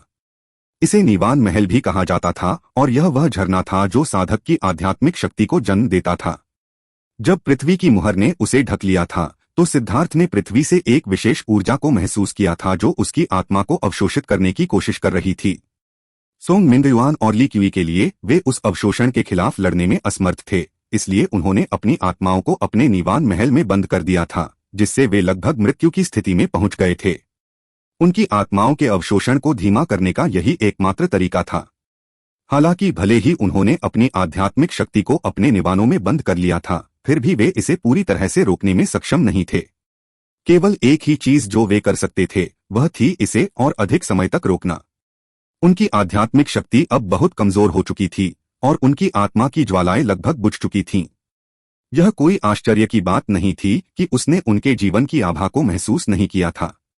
सिद्धार्थ की शक्तिशाली आध्यात्मिक शक्ति ने धीरे धीरे उनके निवान में प्रवेश किया, उनकी आत्माओं को पोषण दिया।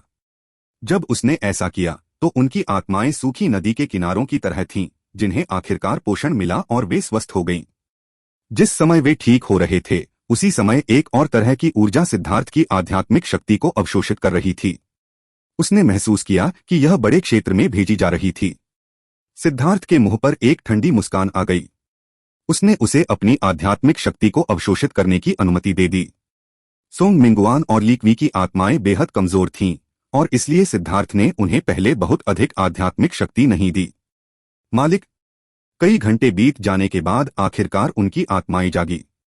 सिद्धार्थ को अपने सामने देखकर वे चौंके और खुश हुए, लेकिन शर्मिंदा भी हुए। पहले अपनी आत्मा को पूरी तरह से ठीक करो, सिद्धार्थ ने कहा। हालांकि दोनों जाग चुके थे, लेकिन उनकी आध्यात्मिक शक्ति अभी भी कमजोर थी। उन्हें अपने चरम पर पहुंचने के लिए और समय की जरूरत थी। बॉस, हमें खेद है, लीकी ने कहा। उसे लगा कि वह बहुत बेकार है। वह मजबूत बनना चाहता था, लेकिन नतीजा यह हुआ कि उसने सिद्धार्थ के लिए मुसीबत खड़ी कर दी। भाइयों के बीच ऐसे शब्दों की कोई जरूरत नहीं है। मुझे तुम दोनों की प्रशंसा करनी है। क्या तुम मुझे बता सकते हो कि तुम यहाँ कैसे पहुंचे? सिद्धार्थ ने अपनी आध्यात्मिक शक्ति को जारी रखते हुए पूछा। वह उत्सुक था। क्या वे दोनों इतने ज्यादा मजबूत बनना चाहते थे कि पागल हो गए थे? क्या उन्होंने अवसर की तलाश में चट्टानों से कूदने वाले लोगों की किंवदंतियों का अनुसरण करने का फैसला किया था? यह वह कमीना यू कियानशान था। उसने झाओ वूजी के साथ मिलकर हमारा पीछा किया। हम उन्हें हरा नहीं पाए, इसलिए हमें इस रसातल में जाने के लिए मजबूर होना पड़ा, सॉन्ग मिंगयुआन ने गुस्से में कहा। अब वह उन दोनों से बहुत नफरत करता था, लेकिन वे उन्हें हरा नहीं पाए थे। ठीक है, इतना गुस्सा मत हो। अगर तुम बदला लेना चाहते हो तो हम बाहर निकलकर बदला ले सकते हो। जैसे ही तुम उन दोनों को देखो, सीधे उन्हें कुचल दो। सिद्धार्थ मुस्कुराया। ये दोनों वाकई बदकिस्मत थे। वे अमर मार्ग में प्रवेश करने के कुछ समय बाद ही यहाँ गिर गए थे। इतने लंबे समय तक यहाँ बंद रहने के बाद उन्हें यह भी नहीं पता था कि बाहर क्या हुआ था। जहां तक झाओ वूजी और यू कियानशान की बात है, वे सिर्फ रैंक 2 के दिव्य प्राणी थे। वर्तमान सिद्धार्थ के लिए रैंक 2 के दिव्य प्राणी तोप के चारे से भी कमजोर थे। 1 घंटे बाद उनकी आत्माएं पूरी तरह से ठीक हो गई थीं। लेकिन सिद्धार्थ ने उन्हें अभी भी धरती में दबा रखा था। ठीक है, सावधान रहो। मैं इस पृथ्वी आत्मा मनका को परिष्कृत करने में तुम्हारी मदद करूंगा। यह थोड़ा दर्दनाक हो सकता है, लेकिन इसे सहन करो। ऐसा कहने के बाद सिद्धार्थ की आध्यात्मिक शक्ति अचानक बेतहाशा बाहर निकल आई और उन दोनों को तुरंत अपनी आत्माओं में दर्द का एक झोंका महसूस हुआ। आह!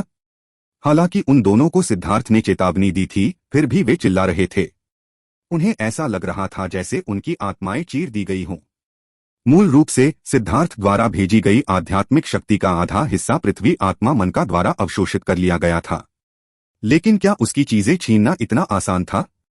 सिद्धार्थ हमेशा दूसरों से चीजें छीनता था, और जब दूसरे उससे चीजें छीनते थे तो उन्हें भारी कीमत चुकानी पड़ती थी। सिद्धार्थ ने पृथ्वी आत्मा मनका को अपनी आध्यात्मिक शक्ति को अवशोषित करने से नहीं रोका था। वास्तव में उसने जानबूझकर उसे अपनी शुद्धतम आध्यात्मिक शक्ति दी थी।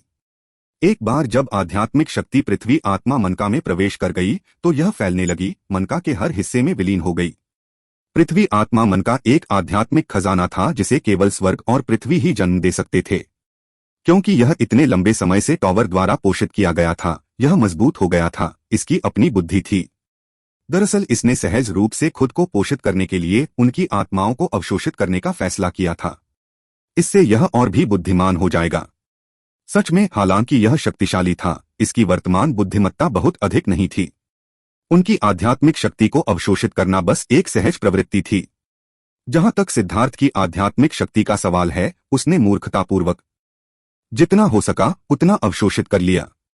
उसे नहीं पता था कि एक बार उसकी आध्यात्मिक शक्ति उसके शरीर में प्रवेश कर गई तो वह उसकी सभी मूल ऊर्जा के साथ विलीन हो गई, जिससे ऐसा हो गया कि दोनों को अब अलग नहीं किया जा सकता।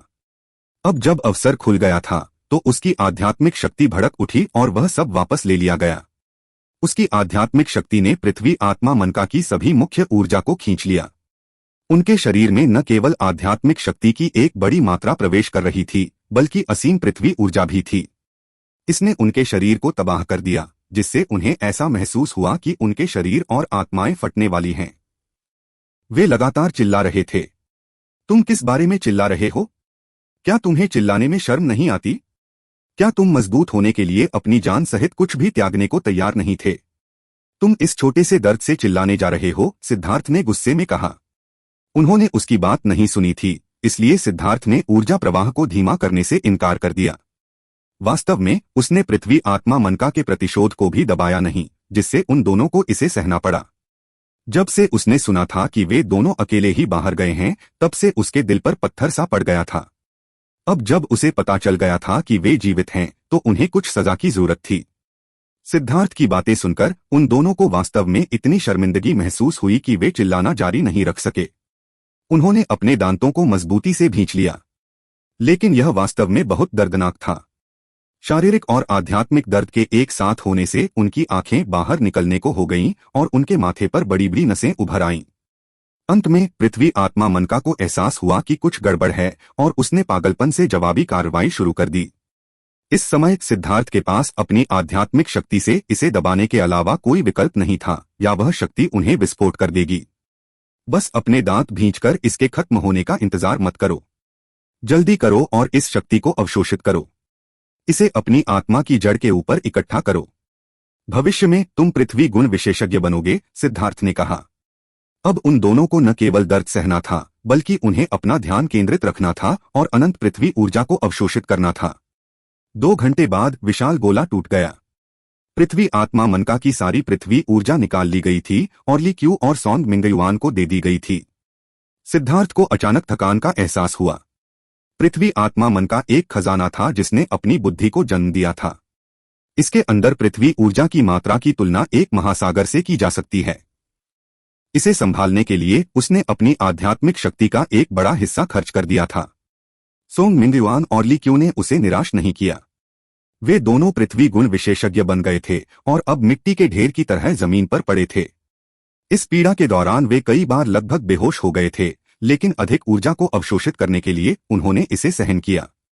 हमें खेद है बॉस, जब उन दोनों ने आखिरकार बोलने के लिए पर्याप्त ऊर्जा प्राप्त की तो उनके पहले शब्द अभी भी वही थे। वे मरने के लिए पर्याप्त शर्मिंदा थे। तथ्य यह है कि सिद्धार्थ उन्हें खोजने के लिए यहाँ आया था, जिससे उन्हें संतुष्टि मिली, लेकिन इससे उन्हें और भी बुरा लगा। यह ठीक है। अभी अभी तुम्हारे हाव भाव देखकर मुझे बहुत अच्छा लग रहा है। इस बारे में फिर से बात मत करना, सिद्धार्थ ने कहा। उसने अपने आसपास के माहौल की जांच की। उन दोनों ने पृथ्वी आत्मा मनका के भीतर अपार ऊर्जा को बराबर बराबर बांट लिया था। अब जबकि उनके पास पृथ्वी ऊर्जा थी, सिद्धार्थ की योजनाएं बदल गईं। मूल रूप से वह पूर्वी बंजर भूमि की घंटी से उन्हें ऊपर लाने के लिए कहने वाला था, लेकिन अब जब इन दोनों के पास पृथ्वी की ऊर्जा थी तो क्यों न उन्हें एक गुफा खोदने के लिए कहा जाए। हालांकि इसके लिए उन्हें बहुत ज्यादा ऊर्जा की जरूरत पड़ सकती है, लेकिन इसे उनकी सजा के तौर पर माना जा सकता है।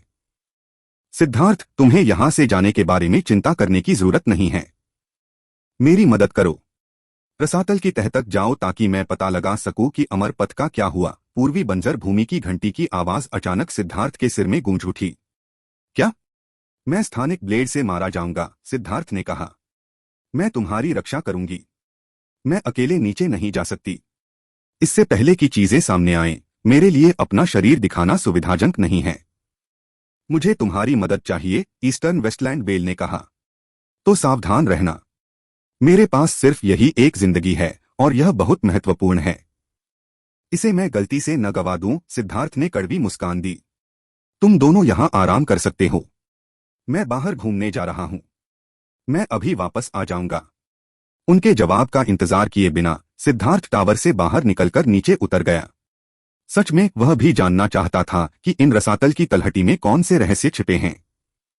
पिछली बार लेंग युयान के साथ उसने एक बहुत बड़ी चेन को अस्पष्ट रूप से देखा था, लेकिन इससे पहले कि वह कोई और विवरण देख पाता, उसे अपनी जान बचाने के लिए भागने पर मजबूर होना पड़ा।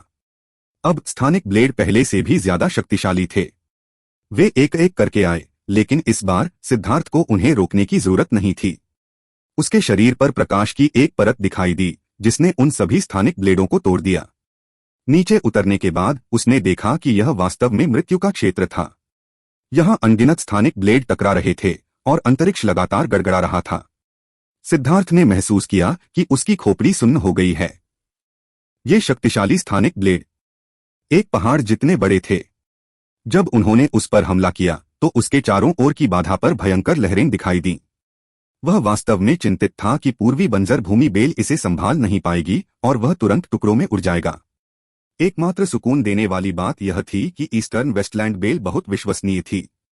यहां तक कि जब उन भयानक स्थानिक ब्लेडों ने उस पर हमला किया तब भी इसकी बाधा ने उन्हें रोक दिया। आखिरकार वे नीचे की ओर पहुंच गए, लेकिन पूर्वी बंजर भूमि की घंटी ने सिद्धार्थ को दीवार से नीचे खिसकने के लिए कहा। उन पत्थर की दीवारों को स्थानिक ब्लेडों ने इस हद तक दबा दिया था कि वे अविश्वसनीय रूप से कठोर हो गई थीं। अंतरिक्षीय ब्लेडों के एक और भी अधिक उन्मत्त समुद्र के बाद सिद्धार्थ ने आखिरकार रसातल के तल को देखा। जब उसने इसे देखा तो उसके रोंगटे तुरंत खड़े हो गए। उसने देखा कि वह जमीन का वह टुकड़ा जिस पर वह फिसल रहा था दरअसल हवा में तैरता हुआ एक द्वीप था। उसके नीचे खून का अनथीन समुद्र था। खून का वह समुद्र उफनती हुई रक्तक्यूई से भर गया था। यहां तक कि सिद्धार्थ भी इससे भयभीत हो गया। खून के भीतर बड़ी बड़ी जंजीरें थीं जो जमीन के निचले हिस्से से जुड़ी हुई थीं। जंजीरों पर कुछ रेखाएं कभी कभी चमक उठती थीं। आगे बढ़ते रहो। पूर्वी बंजर भूमि की घंटी ने सिद्धार्थ को एक दिशा दिखाई। वह खून के समुद्र के ऊपर उड़ता हुआ आगे बढ़ा। खून का समुद्र शांत था, लेकिन उसकी नाक में तीखी गंध भर गई। खून, वहां इंसानों का खून और जादुई जानवर का खून था। आखिर क्या हो रहा था? ऐसा क्या हुआ कि वहां इतना खून बह रहा था? इस समुद्र की तुलना में सिद्धार्थ एक छोटी महत्वहीन मक्खी की तरह था। यह बहुत विशाल था। बाद में सिद्धार्थ को एहसास हुआ कि उसकी गति बढ़ रही थी। पूर्वी बंजर भूमि की घंटी शायद उसकी गति से असंतुष्ट थी और उसे बढ़ा रही थी। तैरते हुए ब्लॉक एक एक करके उसके सिर के ऊपर से गुजरे। सिद्धार्थ कांप उठा। इस गति से अगर वह उनमें से किसी एक ब्लॉक से टकराता तो वह कुचलकर मर जाता। यह गति बहुत खतरनाक थी। उसे नहीं पता था कि वह कितनी दूर तक उड़ चुका था इससे पहले कि उसकी गति धीरे धीरे धीमी हो जाती। ईस्टर्न वेस्टलैंड बेल के निर्देशों का पालन करते हुए वह एक ब्लॉक की दीवार के साथ साथ धीरे धीरे आगे बढ़ता गया। जब वह अंत तक पहुंचा तो उसने अपना सिर उठाया और चारों ओर देखा। वह क्या है? सिद्धार्थ एक विशाल वेदी देखकर हैरान रह गया। उससे अनगिनत जंजीरें जुड़ी हुई थीं। वेदी पर पहाड़ के आकार की खोपड़ी थी। यह मानव खोपड़ी जैसी दिख रही थी, लेकिन बहुत बड़ी थी। खोपड़ी वेदी के ऊपर तैर रही थी, बहुत धीरे धीरे घूम रही थी। जैसे जैसे वह घूम रही थी, हवा में अजीब अजीब रून दिखाई दे रहे थे। सिद्धार्थ को लगभग अजीब सी ऊर्जा का एहसास हो रहा था जो जंजीरों से होकर वेदी में बह रही थी। जब वह इस अकल्पनीय दृश्य को देखकर भयभीत हो गया तो खोपड़ी धीरे धीरे उसकी ओर मुड़ी। उसने उसकी खाली आंखों के गड्ढों में देखा। उनके भीतर वास्तव में नीली लपटें थीं और ऐसा लग रहा था कि वह उसे देख सकता है। सिद्धार्थ को अचानक लगा कि उसकी आत्मा उसके शरीर से भागने वाली है। मौत की एक भयंकर अनुभूति उसके सिर से पैर तक भर गई। यह मुझे देख रहा है, सिद्धार्थ भयभीत हो गया। उसके अंतर्ज्ञान ने उसे बताया कि यह खोपड़ी किसी तरह जीवित थी। खोपड़ी की आंखों से रोशनी की एक किरण निकली और सिद्धार्थ को तुरंत मौत की निराशा महसूस हुई। वह बंद हो गया था। इस शक्ति का विरोध करना असंभव था। अंतर बहुत बड़ा था। वह हाथी के खिलाफ चींटी की तरह था। यह अंतर किसी व्यक्ति को सारी उम्मीदें छोड़ने पर मजबूर कर सकता है। छुट्टी। धमाका। एक शक्तिशाली विस्फोट ने सिद्धार्थ को हिलाकर रख दिया। उसके बगल में जमीन का टुकड़ा चकनाचूर हो गया। उसे लगा कि वह भी उड़कर टुकड़े टुकड़े हो गया है। लेकिन उसके सामने का दृश्य अचानक बदल गया। वह उस जगह पर दिखाई दिया जहां से वह खाई में कूदा था। ली क्यू और सोंग मिंगयुआन उसके पास खड़े थे, स्तब्ध। उसने जो कुछ भी देखा था वह एक सपने जैसा था। वरिष्ठ, जो कुछ भी तुमने अभी देखा उसे भूल जाओ। ऐसे बर्ताव करो जैसे कुछ हुआ ही न हो और निश्चित रूप से इस बारे में किसी को मत बताओ। तुम इस स्तर पर नहीं हो कि तुम इस सब में भाग ले सको, ईस्टर्न वेस्टलैंड बेल ने चेतावनी दी। सिद्धार्थ बुरी तरह हिल गया था। शायद वह अभी अभी किसी भयानक रहस्य से परिचित हुआ था जिसके कारण ईस्टर्न वेस्टलैंड बेल उसे इतनी गंभीरता से चेतावनी दे रही थी। उसने सिर हिलाया। ऐसी बातों के बारे में बहुत ज्यादा सोचना अच्छा नहीं था और इससे सिर्फ दिल में अव्यवस्था पैदा होगी। उसने सीधे तौर पर ऐसा व्यवहार किया जैसे कि ऐसा कभी हुआ ही न हो। उसने ली क्यू और सॉन्ग मिंगयुआन को तीसरे दर्जे का स्वर्गीय दाव फल और सर्वोच्च श्रेणी का दिव्य नश्वर मोल्टिंग अमृत दिया।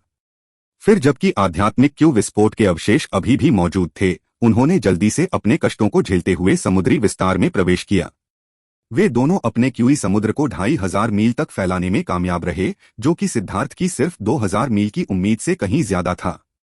अर्थ स्पिरिट बीड ने उनकी उम्मीद से कहीं ज्यादा मदद की होगी। एक बार जब वे आगे बढ़ गए तो वह उन्हें मेंग-क्यू के स्थान पर वापस ले आया। ड्रैगन ब्लड योद्धा आखिरकार सभी जगह मिल गए। सिद्धार्थ का दिल आखिरकार शांत हो गया। अब असली ड्रैगन सार रक्त को परिष्कृत करने का समय था। एक बार जब वह मेंग-क्यूई के स्थान पर वापस आया तो सिद्धार्थ ने ड्रैगन स्केल को बाहर निकालने के लिए एक अलग जगह ढूंढी। उसका दिल तेजी से धड़क रहा था। वह आखिरकार इस असली ड्रैगन सार रक्त को परिष्कृत करने में सक्षम होने के स्तर पर था। वह अब समुद्र विस्तार के क्षेत्र में था और उसके चारों सितारे पूर्णता के महान चक्र तक पहुंच चुके थे। क्योंकि उसका भौतिक शरीर अभूतपूर्व स्तर पर पहुंच चुका था, इसलिए यह समय था। सिद्धार्थ ने ड्रैगन स्केल निकालते हुए सांस फूलाई। यह वह खजाना था जो ड्रैगन विशेषज्ञ ने उसके लिए छोड़ा था, जिस पर उसे dragon blood body tempering art में प्रशिक्षण लेने के लिए निर्भर रहना था। पिछली बार जब उन्होंने इसे परिष्कृत करने की कोशिश की थी, तब वे अभी भी जुआनतियान दाओ संप्रदाय में थे। तब वे बुरी तरह विफल हो गए थे और लगभग मर गए थे। लेकिन इस बार सिद्धार्थ को पूरा विश्वास था कि वह अपनी नई शक्ति से इसे परिष्कृत कर सकेगा।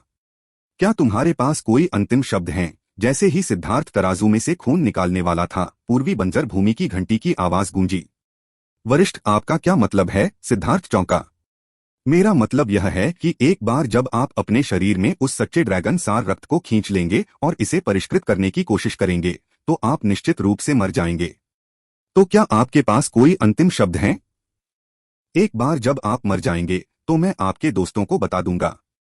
यह हमारे बीच के कर्म को हल करने के रूप में गिना जा सकता है, पूर्वी बंजर भूमि बेल ने उदासीनता से कहा। सिद्धार्थ उछल पड़ा। तुम क्या बात कर रहे हो? उस रहस्यमय विशेषज्ञ ने कहा था कि जब तक मेरा भौतिक शरीर 1000 कैटी बल सहन करने में सक्षम है, मैं इस रक्त को शुद्ध करने में सक्षम हो जाऊंगा। यह मामला बहुत महत्वपूर्ण था और ड्रैगन विशेषज्ञ ने सिद्धार्थ से कहा था कि वह इसके बारे में किसी को न बताए। इसलिए उसने बस इतना कहा कि यह एक रहस्यमय विशेषज्ञ था। रहस्यमय विशेषज्ञ? जो कोई भी था, उसने आपको ज्यादा आंका, या शायद उन्होंने दुनिया में बदलाव को कम आंका। मेरा अनुमान है कि आपके रहस्यमय विशेषज्ञ ने 9वीं रैंक के सेलेस्टियल के मानक के अनुसार ऐसा कहा।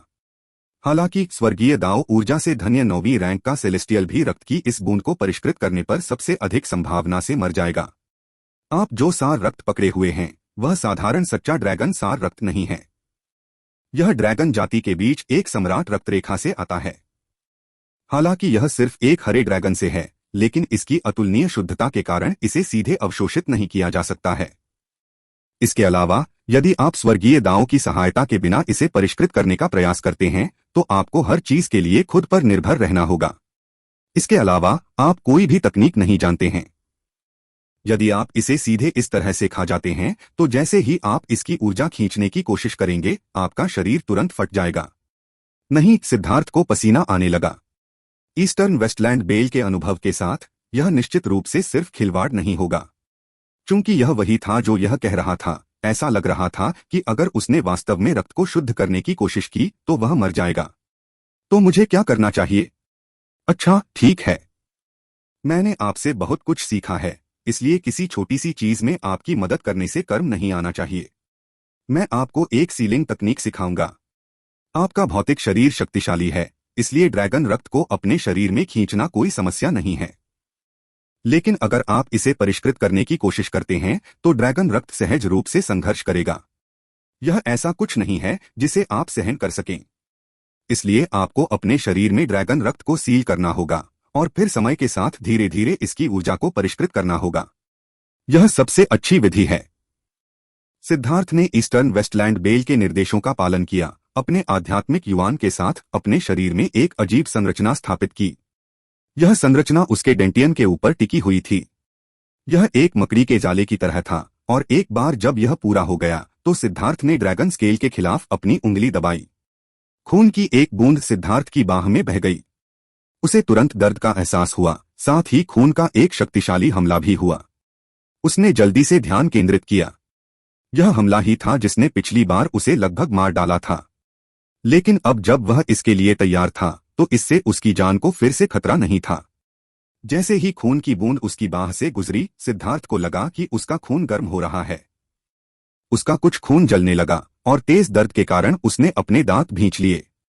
ड्रैगन के खून की यह बूंद लावा की तरह थी जो उसके शरीर में प्रवेश कर गई थी।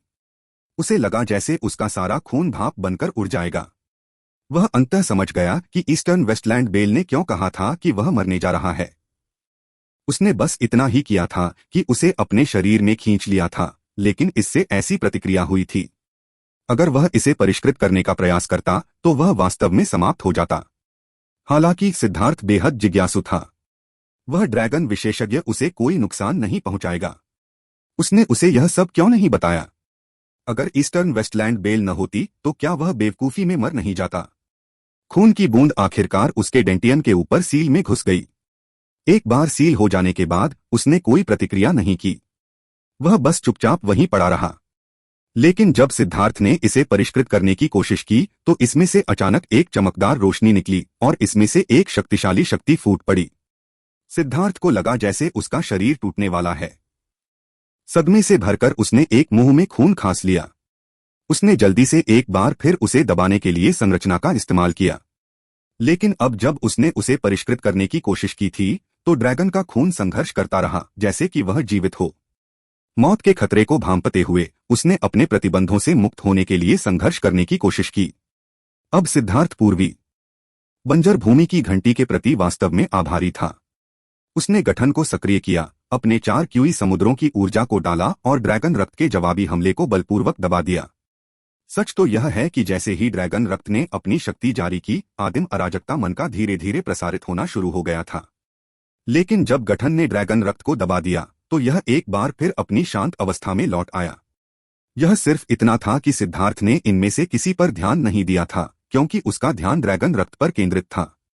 ईस्टर्न वेस्टलैंड बेल ने कहा, इसे परिष्कृत करने में जल्दबाजी न करें। पहले सुनिश्चित करें कि यह पूरी तरह से सील हो।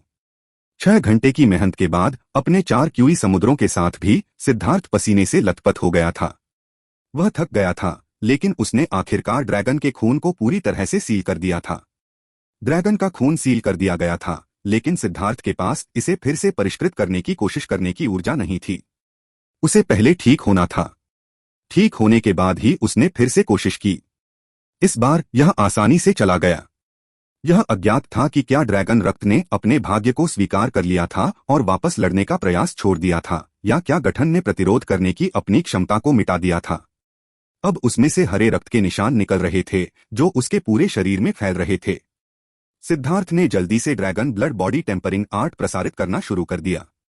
Dragon blood body tempering art एक बहुत ही खास साधना तकनीक थी। जैसे ही उसने इसे प्रसारित किया, रक्त ऊर्जा उसके अपने रक्त में विलीन हो गई। हालांकि वे पानी और तेल की तरह थे। हालांकि वे एक साथ थे, लेकिन उन्होंने पूरी तरह से विलय करने से इनकार कर दिया। सिद्धार्थ ने इस पर ध्यान नहीं दिया और तकनीक को प्रसारित करना जारी रखा, साथ ही अधिक ऊर्जा को अवशोषित किया। उसे यह जानकर आश्चर्य हुआ कि उसने ड्रैगन के खून की इस बूंद को अभी भी कम आंका था। इसके अंदर की ऊर्जा की मात्रा को केवल एक महासागर के बराबर ही वर्णित किया जा सकता है। यह ऐसी चीज नहीं थी जिसे वह कम समय में पूरी तरह से परिष्कृत कर सके। उसने 6 घंटे बिताए, लेकिन उसने इसकी ऊर्जा में कोई महत्वपूर्ण कमी नहीं देखी। दूसरी ओर वह आगे बढ़ने में असमर्थ होने लगा था। ड्रैगन के खून से निकलने वाली ऊर्जा ने उसे ऐसा महसूस कराया कि उसकी रक्तवाहिकाएं फट जाएंगी। इस समय सिद्धार्थ को आखिरकार एहसास हुआ कि dragon blood body tempering art उसके खून को बदलने की कोशिश कर रहा था। ड्रैगन का खून बहुत दबंग था और यह लगातार उसके मूल खून को जला रहा था। सिद्धार्थ ने इसे बहुत तेजी से परिष्कृत करने की हिम्मत नहीं की क्योंकि उसे डर था कि उसका खून सूख जाएगा। उसे धीरे धीरे आगे बढ़ना था। ड्रैगन के खून की ऊर्जा उसके शरीर के हर इंच में उसके अपने खून के साथ बह रही थी। जैसे जैसे ऊर्जा के व्यावहारिक रूप से अगोचर तंतु फैलते गए, वे हर एक कोशिका में विलीन हो गए। सिद्धार्थ को लगा जैसे उसका शरीर किसी भट्टी में जल रहा है और तीव्र दर्द को केवल यातना ही कहा जा सकता है। Dragon blood body tempering art का मूल उद्देश्य मानव के सार रक्त के स्थान पर ड्रैगन के सार रक्त का उपयोग करना था।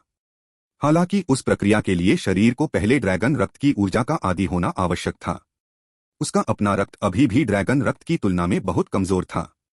इसलिए ऐसा महसूस करने के बावजूद कि उसका भौतिक शरीर चरम पर पहुंच गया है, उसने तुरंत ड्रैगन रक्त की ऊर्जा के प्रभाव को महसूस किया। उसका भौतिक शरीर अभी भी बहुत कमजोर था, लेकिन dragon blood body tempering art धीरे धीरे उसके शरीर को थोड़ा थोड़ा करके बेहतर बना रहा था, जिससे उसका शरीर इसका आदी हो रहा था। यह एक क्रमिक प्रक्रिया थी। अभी उसने अपने शरीर को पोषण देने के लिए ड्रैगन रक्त की ऊर्जा का एक अंश ही अवशोषित किया था, लेकिन वह पहले से ही थका देने वाला था। अगर उसने इसे एक बार में ही परिष्कृत करने की कोशिश की होती तो यह वैसा ही होता जैसा पूर्वी बंजर भूमि की घंटी ने कहा था। वह मर जाता। इस पहली पोषण प्रक्रिया में 3 दिन लगे और उसके बाद ही सिद्धार्थ का शरीर इसके लिए अभ्यस्त हुआ। उसे यह देखकर सुखद आश्चर्य हुआ कि उसका शरीर स्पष्ट रूप से मजबूत और सख्त हो गया था। वह dragon blood body tempering art के बाकी हिस्सों के लिए पूरी तरह से उत्सुक था। इन 3 दिनों के बाद सिद्धार्थ ने मेंकी से कहा, जो उसके एकांतवास के दौरान उसकी रखवाली कर रहा था, कि अब इसकी कोई जरूरत नहीं है। अब कोई खतरा नहीं है। अगर कोई उसे परेशान करने भी आए तो उसे बस कुछ समय के लिए शोधन रोकना होगा। उसे कोई खतरा नहीं होगा। मेंक्यू ने ब्लड फीनिक्स को वापस बुला लिया। उसके और अर्थ ड्रैगन की सुरक्षा के कारण उन्हें किसी भी तरह की चिंता करने की जरूरत नहीं थी। वह भी सिद्धार्थ के साथ एकांत में चली गई। मेंक्यूई ने अपने क्यूई सागर का विस्तार करने पर ध्यान केंद्रित किया, जबकि सिद्धार्थ ने ड्रैगन रक्त में ऊर्जा को परिष्कृत करने पर ध्यान केंद्रित किया। इस समय व्यावहारिक रूप से अमरपथ के सभी शिष्य एकांत में थे। वे अपने दायरे को स्थिर करने से पहले अपनी क्यूई समुद्र को अपनी सीमा तक विस्तारित कर रहे थे। यह क्षण बहुत महत्वपूर्ण था और किसी ने भी थोड़ी सी भी लापरवाही करने की हिम्मत नहीं की। वर्तमान अमरपथ पानी के गहरे तालाब की तरह था। यह भयावह रूप से शांत था। आदिवासी भी चुप थे। उन्होंने अपनी सभी महिलाओं और बच्चों को सुरक्षित स्थानों पर भेज दिया। हर बार जब आध्यात्मिक क्यूई विस्फोट समाप्त होता तो आक्रमणकारी उनके संसाधनों को छीनने के लिए उन पर हमला कर देते। लेकिन इस बार आदिवासी यह देखकर आश्चर्यचकित थे कि सिद्धार्थ के क्लेश के बाद स्वर्ग और पृथ्वी में परिवर्तन हुआ था। जिस अभिशाप के अधीन वे थे वह धीरे धीरे कमजोर हो रहा था।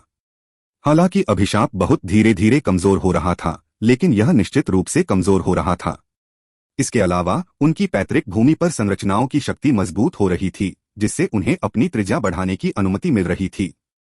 भविष्य में उनके पास घूमने के लिए एक व्यापक रेंज होगी। हालांकि वरिष्ठों ने इस मामले के बारे में कुछ भी कहने से इनकार कर दिया, लेकिन कुछ युवा शिष्यों ने अनुमान लगाया था कि इसका संबंध इस बात से था कि कैसे सिद्धार्थ ने आकाश के गुंबद को फाड़ दिया था। अब उसका नाम लगभग हर एक व्यक्ति जानता था। दिन ब दिन समय बीतता गया। पूरे 3 महीने बीत गए, तब जाकर सुप्त सनातन पथ जागृत हुआ। एक एक करके शक्तिशाली आभाएं उभरने लगीं। धमाका! एक बड़ा पहाड़ टूट गया और आसमान में ऊंची ऊंची क्यूई लहरें उठने लगीं। एक लंबे बालों वाला आदमी आसमान में खड़ा था। उसके चारों ओर 4 रंग के रंग थे। सिद्धार्थ, आखिरकार तुम्हारी मौत का समय आ गया है। मेरा आत्मिक रक्त जागृत हो गया है, जिससे मुझे रिमोट हेवन कैनन को समझने में मदद मिली है। तुम मुझसे लड़ने के लिए क्या इस्तेमाल करोगे? एक चीख ने आसमान को हिला दिया। यह व्यक्ति रिमोट हेवन गैंग का नंबर 1 विशेषज्ञ जी चांगकोंग था। उसका स्पिरिट ब्लड जाग गया था और वह 4थे दर्जे का सेलेस्टियल बन गया था। भगवान चांगकोंग, 1 दर्जन धर्मी विशेषज्ञों ने श्रद्धापूर्वक उनकी ओर सिर झुकाया। मैं अभी अभी सागर विस्तार के पहले स्वर्ग चरण में पहुंचा हूं। मुझे अपने साधना आधार को पूरी तरह से स्थिर करने और अपनी नई शक्ति के अभ्यस्त होने के लिए कुछ दिनों की आवश्यकता होगी। आपको सभी धर्मी विशेषज्ञों को इकट्ठा करते हुए फैल जाना है। जितना हो सके उतनी जोर से यह खबर फैलाएं कि मैं एकांत से बाहर आ गया हूं।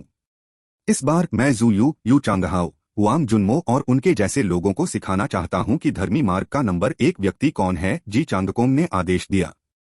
हाँ, हालांकि हमने सुना है कि विंड चैंट पैवेलियन के शीर्ष शिष्य फेंगेन, साथ ही 7 स्टार गेट के झेंग मिंगकोंग 4थे दर्जे के सेलेस्टियल बन गए हैं। उनमें से 2 शायद इतने आज्ञाकारी नहीं होंगे, एक शिष्य ने कहा। हम 2 नामहीन छोटे संप्रदाय। क्या उन्होंने सोचा कि सिर्फ 2 प्रतिभाशाली शिष्यों को दूसरों से छिपाकर वे आगे बढ़ सकते हैं? हास्यास्पद। कौन सा संप्रदाय अनगिनत वर्षों और पीढ़ियों के संचित प्रयासों से नहीं बना है? अगर वे दयालुता की सराहना करना नहीं जानते तो उन्हें यहीं मर जाने दो, जी चांगकोंग ने व्यंग्य किया। हालांकि वह इस बात से थोड़ा हैरान था कि 2 ऐसी आकृतियां अचानक से प्रकट हो गईं, लेकिन उसने उन्हें अपनी नजरों में नहीं रखा। उनके जैसे छोटे संप्रदायों के पास पर्याप्त मजबूत नींव नहीं होती। अगर वे प्रतिभाशाली शिष्यों को जन्म भी देते तो उनकी शक्ति सीमित होती। इसका संबंध संप्रदाय की नींव से था। वहां सिद्धार्थ भी है, एक व्यक्ति ने पूछा। मैं खुद उसका सिर काट दूंगा, लेकिन ऐसा करने से पहले मैं उसकी सारी प्रतिष्ठा खत्म कर दूंगा। मैं उसे एक ऐसा खलनायक बना दूंगा जिस पर सभी निशाना साधेंगे। फिर अगर मैं उसे मार भी दूं तो जुआंटियन दाओ संप्रदाय एक भी फाट नहीं कर पाएगा। जी चांगकोंग की आंखों में नफरत चमक उठी। उसके चेहरे पर बर्फीली मुस्कान ने उन्हें सिहरन पैदा कर दी। नमस्कार स्वामी जू यू। सैकड़ों भ्रष्ट विशेषज्ञ एक दुबले पतले आदमी की ओर झुक रहे थे। यह भ्रष्ट राजा जू यू था। जू यू के शरीर से कोई उतार चढ़ाव नहीं आ रहा था, लेकिन उससे एक अवर्णनीय भावना निकल रही थी जिसने लोगों को और भी अधिक भयभीत कर दिया। उसकी शैतानी आंख खुली हुई थी। उसके अंदर अनगिनत रून घूम रहे थे जो तारों से भरे आसमान की तरह दिख रहे थे। ऐसा लग रहा था जैसे उसमें एक ब्रह्मांड समाया हुआ है, एक ऐसा ब्रह्मांड जो भयानक शक्ति से भरा हुआ था। बाहर क्या हो रहा है? ज़ूयू ने अपने हाथों को पीठ के पीछे बांधकर खड़े होकर पूछा। हमने जांच की है। भ्रष्ट मार्ग में 7 चतुर्थ श्रेणी के दिव्य देवता प्रकट हुए हैं, एक शिष्य ने बताया। 7? यह बुरा नहीं है। ऐसा लगता है कि वहां बहुत से षड्यंत्रकारी लोग हैं जो खुद को बहुत गहराई से छिपाए हुए हैं। उनकी क्या योजनाएं हैं? क्या वे मेरा पीछा करना चाहते हैं? ज़ूयू को यह थोड़ा अप्रत्याशित लगा। वह इस दौरान साधना पर केंद्रित था, इसलिए उसे अभी तक पता नहीं चला था कि बाहर क्या हुआ था। उसने जानकारी जुटाने का काम दूसरों को दे दिया था। आपके अधीनस्थ बहुत धीमे थे। 7 में से 3 आपका अनुसरण करना चाहते थे, लेकिन बाकी उन्हें कावुतु ने छीन लिया है, एक शिष्य ने सावधानी से कहा। कावुतु? वही जिसने लेंग युयान को उकसाया और फिर 1 महीने तक प्रताड़ित किया गया। उसके पास अभी भी जीने का साहस है? ज़ूयू ने भौहें सिकोड़ी। हाँ, शैतान महारानी ने एक बार उसे मारने के लिए एक लक्ष्य के रूप में देखा था, लेकिन वह बहुत कमजोर था और हर बार वह पराजित हो गया और फिर उसे सताया गया। लेंग युयान के बारे में बात करते समय उन सभी ने अपनी पीठ पर ठंडी हवा महसूस की। वह मूर्ख। यह स्पष्ट रूप से भगवान ज़ूयू था जिसने उसे बचाया था, लेकिन अब वह आपको चुनौती देने की हिम्मत करता है। वह वास्तव में मौत को आमंत्रित कर रहा है, एक भ्रष्ट विशेषज्ञ ने गुस्से में कहा।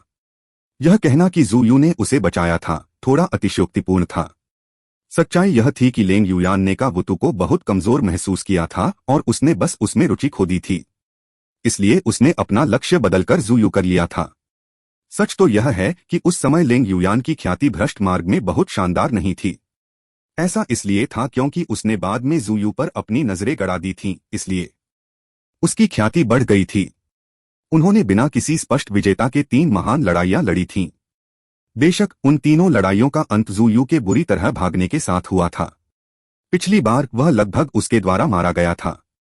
उसने कभी उन लड़ाइयों के परिणामों का उल्लेख नहीं किया और लेंग युयान ने भी इस विषय का उल्लेख करने से परहेज किया, इसलिए बाहरी दुनिया ने सोचा कि वे बराबरी पर थे।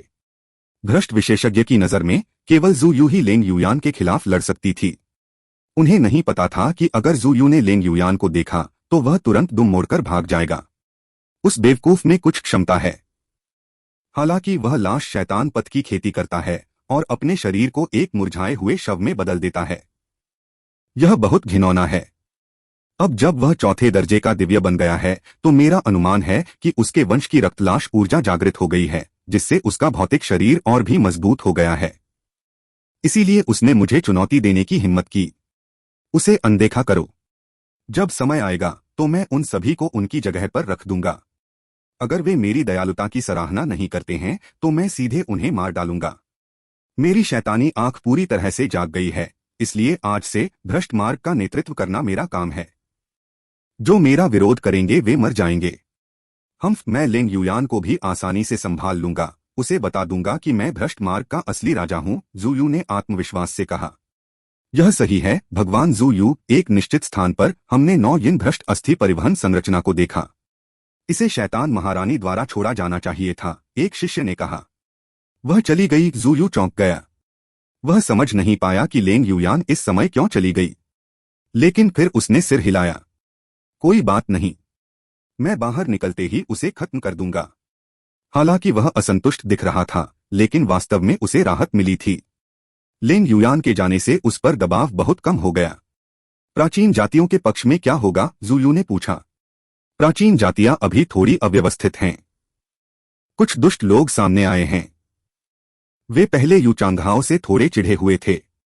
उनमें से 9 अभी चौथी रैंक तक पहुंचे हैं और उन्होंने प्रभुत्व घोषित करने के लिए अपनी शक्तियां बनाते हुए सेनाएं इकट्ठा करना शुरू कर दिया है। यह सामान्य है। उन आधे मानव आधे जानवर लोगों के पास शक्तिशाली रक्तरेखा शक्तियां होती हैं। एक बार जब वे चौथे रैंक पर पहुंच जाते हैं तो उनकी रक्तरेखा शक्ति पूरी तरह से जागृत हो जाती है, जिससे उन्हें अपार शक्ति मिलती है। जहां तक यूचांगहाओ का सवाल है, उसने खुद को बहुत ज्यादा महत्व दिया, यह सोचकर कि वह नजदीकी और लंबी दूरी की लड़ाई में बेजोड़ है। इसलिए वह अक्सर अपने साथ शरण लेने वाले लोगों को नीचा देखता था और उनका मजाक उड़ाता था। अब जबकि दूसरे लोग चौथे रैंक के सेलेस्टियल बन गए हैं तो वह अलग थलग पड़ गया है। हालांकि प्राचीन जातियां एकजुट हैं। भले ही वे साथ न हो, वे एक दूसरे के साथ पूरी तरह से युद्ध शुरू नहीं करेंगे। ज्यादा से ज्यादा वे बस स्वतंत्र रूप से काम करेंगे। यह हमारे लिए एक अच्छी बात हो सकती है। धर्मी मार्ग के बारे में क्या? ज़ुयू ने पूछा। धार्मिक मार्ग के पक्ष में चिंता की कोई बात नहीं है। चारों ओर पूछने के बाद हमने पाया कि जी चांगकोंग के अलावा उनके पास छोटे संप्रदायों से केवल 2 रैंक 4 सेलेस्टियल हैं। वे अलग थलग गरीब किस्म के संप्रदाय हैं। उनकी युद्ध शक्ति शायद जन्मजात रैंक 3 सेलेस्टियल से थोड़ी ही अधिक है, एक भ्रष्ट विशेषज्ञ ने व्यंग्य किया। किसी व्यक्ति की ताकत सिर्फ साधना के आधार और प्रतिभा से निर्धारित नहीं की जा सकती। उनकी साधना तकनीकें, उनकी जादुई कलाएं, उनके हथियार और उनमें इस्तेमाल किए गए सभी संसाधन भी बेहद महत्वपूर्ण थे। सिर्फ अच्छी प्रतिभा ही बेकार थी। यह कहा जा सकता है कि प्रतिभाएं ज्यादातर संसाधनों से ही बनती हैं। इसे और भी साफ शब्दों में कहें तो उन्हें पैसे की जरूरत होती है। तो चाहे वह जी चांगकोंग हो या ज़ुयू, उन्हें उन 2 धर्मी विशेषज्ञों की परवाह नहीं थी। ऐसे लोग कोई खतरा नहीं थे। सिद्धार्थ के बारे में क्या? कोई खबर है? ज़ुयू की आंखें सिकुड़ गईं। जब उसने यह नाम लिया तो उसकी आंखों में हत्या की मंशा उमड़ पड़ी। वह सिद्धार्थ से हद से ज्यादा नफरत करता था। सिद्धार्थ इस दुनिया में एकमात्र ऐसा व्यक्ति था जिसने कभी अपना सिर काटा था। यह एक अवर्णनीय अपमान था।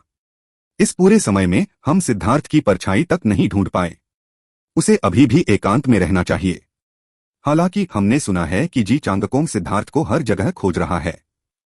इसके अलावा वह सिद्धार्थ के समूह में किसी के लिए भी इनाम की पेशकश कर रहा है। इनाम? ज़ुयू चौंका।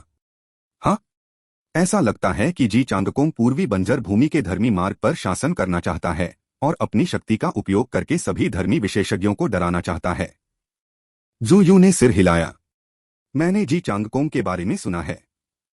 रिमोट हेवन गैंग के जी परिवार के पास न केवल गुप्त कैनन विरासत है, बल्कि ऐसा लगता है कि एक बार उनके पूर्वजों के बीच एक सर्वोच्च विशेषज्ञ प्रकट हुआ था।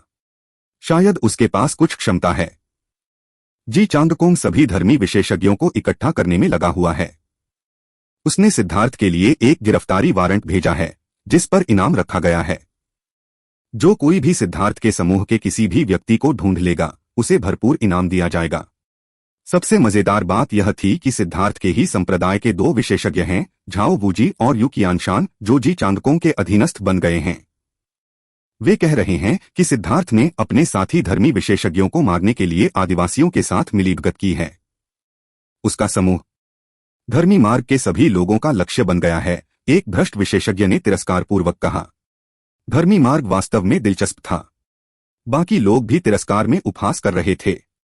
धर्मी मार्ग इस तरह के खेल में सबसे कुशल था। जी चांगकोंग का आत्मविश्वास इस हद तक बढ़ गया होगा कि वह भ्रष्ट मार्ग को चुनौती देने के लिए पूर्वी बंजर भूमि के धर्मी मार्ग के नंबर 1 विशेषज्ञ की स्थिति का उपयोग करना चाहता था। हालांकि पूर्वी बंजर भूमि के धर्म पथ का नंबर 1 विशेषज्ञ बनने के लिए उसे पहले सिद्धार्थ को खत्म करना था। सिद्धार्थ के वास्तव में आदिवासियों के साथ संबंध थे। आदिवासियों के साथ गुप्त संबंध बनाने का अपराध गंभीर था और इसका सबूत भी था। हालांकि सिद्धार्थ पर आदिवासियों के साथ काम करने का आरोप लगाने वाले लोग उसके ही संप्रदाय के लोग थे, यह बहुत हास्यास्पद था। हालांकि ज़ुयू सिद्धार्थ से नफरत करता था, लेकिन उसके पास यह स्वीकार करने के अलावा कोई विकल्प नहीं था कि सिद्धार्थ का अपना गौरव और योग्यता थी। क्या उसे धार्मिक मार्ग से कुछ लोगों को मारने के लिए वास्तव में आदिवासियों के साथ मिलीभगत करने की जरूरत थी? ऐसी बात पर विश्वास करने के लिए किसी व्यक्ति का दिमाग कितना छोटा होना चाहिए? वे स्पष्ट रूप से उसे फंसा रहे थे, लेकिन बहुत से लोग थे जो बिना किसी सवाल के उस पर यकीन कर रहे थे। वे लोग स्पष्ट रूप से सच्चाई जानते थे, लेकिन वे सिर्फ अभिनय कर रहे थे। उन्हें लगा कि जी चांगकोंग सिद्धार्थ से ज्यादा ताकतवर है। सिद्धार्थ प्रकट नहीं हुआ था और उसके अपने संप्रदाय के लोगों ने उसे धोखा दिया था। उन्होंने बस परिस्थिति के अनुसार काम किया। अब क्या करें? कुछ भी करने की जरूरत नहीं है। बस शांति से देखो कि क्या होता है। जी चांगकोंग की मौजूदगी में हमें कुछ भी करने की जरूरत नहीं है। वह सिद्धार्थ को बाहर आने के लिए मजबूर करेगा। जब साजिश की बात आती है तो हम धर्मी मार्ग की तुलना में कमजोर हैं। हमें बस तब तक इंतजार करना चाहिए जब तक कि दोनों पक्ष उन सभी को मारने के लिए थक न जाएं। इस बार हम एक पूर्ण जीत हासिल करेंगे, उन धर्मी विशेषज्ञों में से एक को भी जीवित नहीं छोड़ेंगे, ज़ुयू ने कहा। जब से धर्मी मार्ग ने सिद्धार्थ को जीत लिया है, तब से भ्रष्ट मार्ग को लगातार असफलताओं का सामना करना पड़ रहा है, जिससे उच्च अधिकारी परेशान हो रहे हैं। सिद्धार्थ लंबे समय से उनकी हत्या सूची में पहले नंबर पर था, लेकिन वह अभी भी जीवित और स्वस्थ था। यह पूरे भ्रष्ट मार्ग के लिए अपमानजनक था। इस दौरान जो कोई भी सिद्धार्थ को मार सकता था, वह भ्रष्ट मार्ग का नायक बन जाता था। उन्हें अभूतपूर्व महिमा प्राप्त होती थी। भगवान ज़ुयू को सूचित करते हुए, धर्म मार्ग से एक शिष्य आपसे मिलना चाहता है। अचानक एक भ्रष्ट शिष्य एक अजीब अभिव्यक्ति के साथ अंदर आया।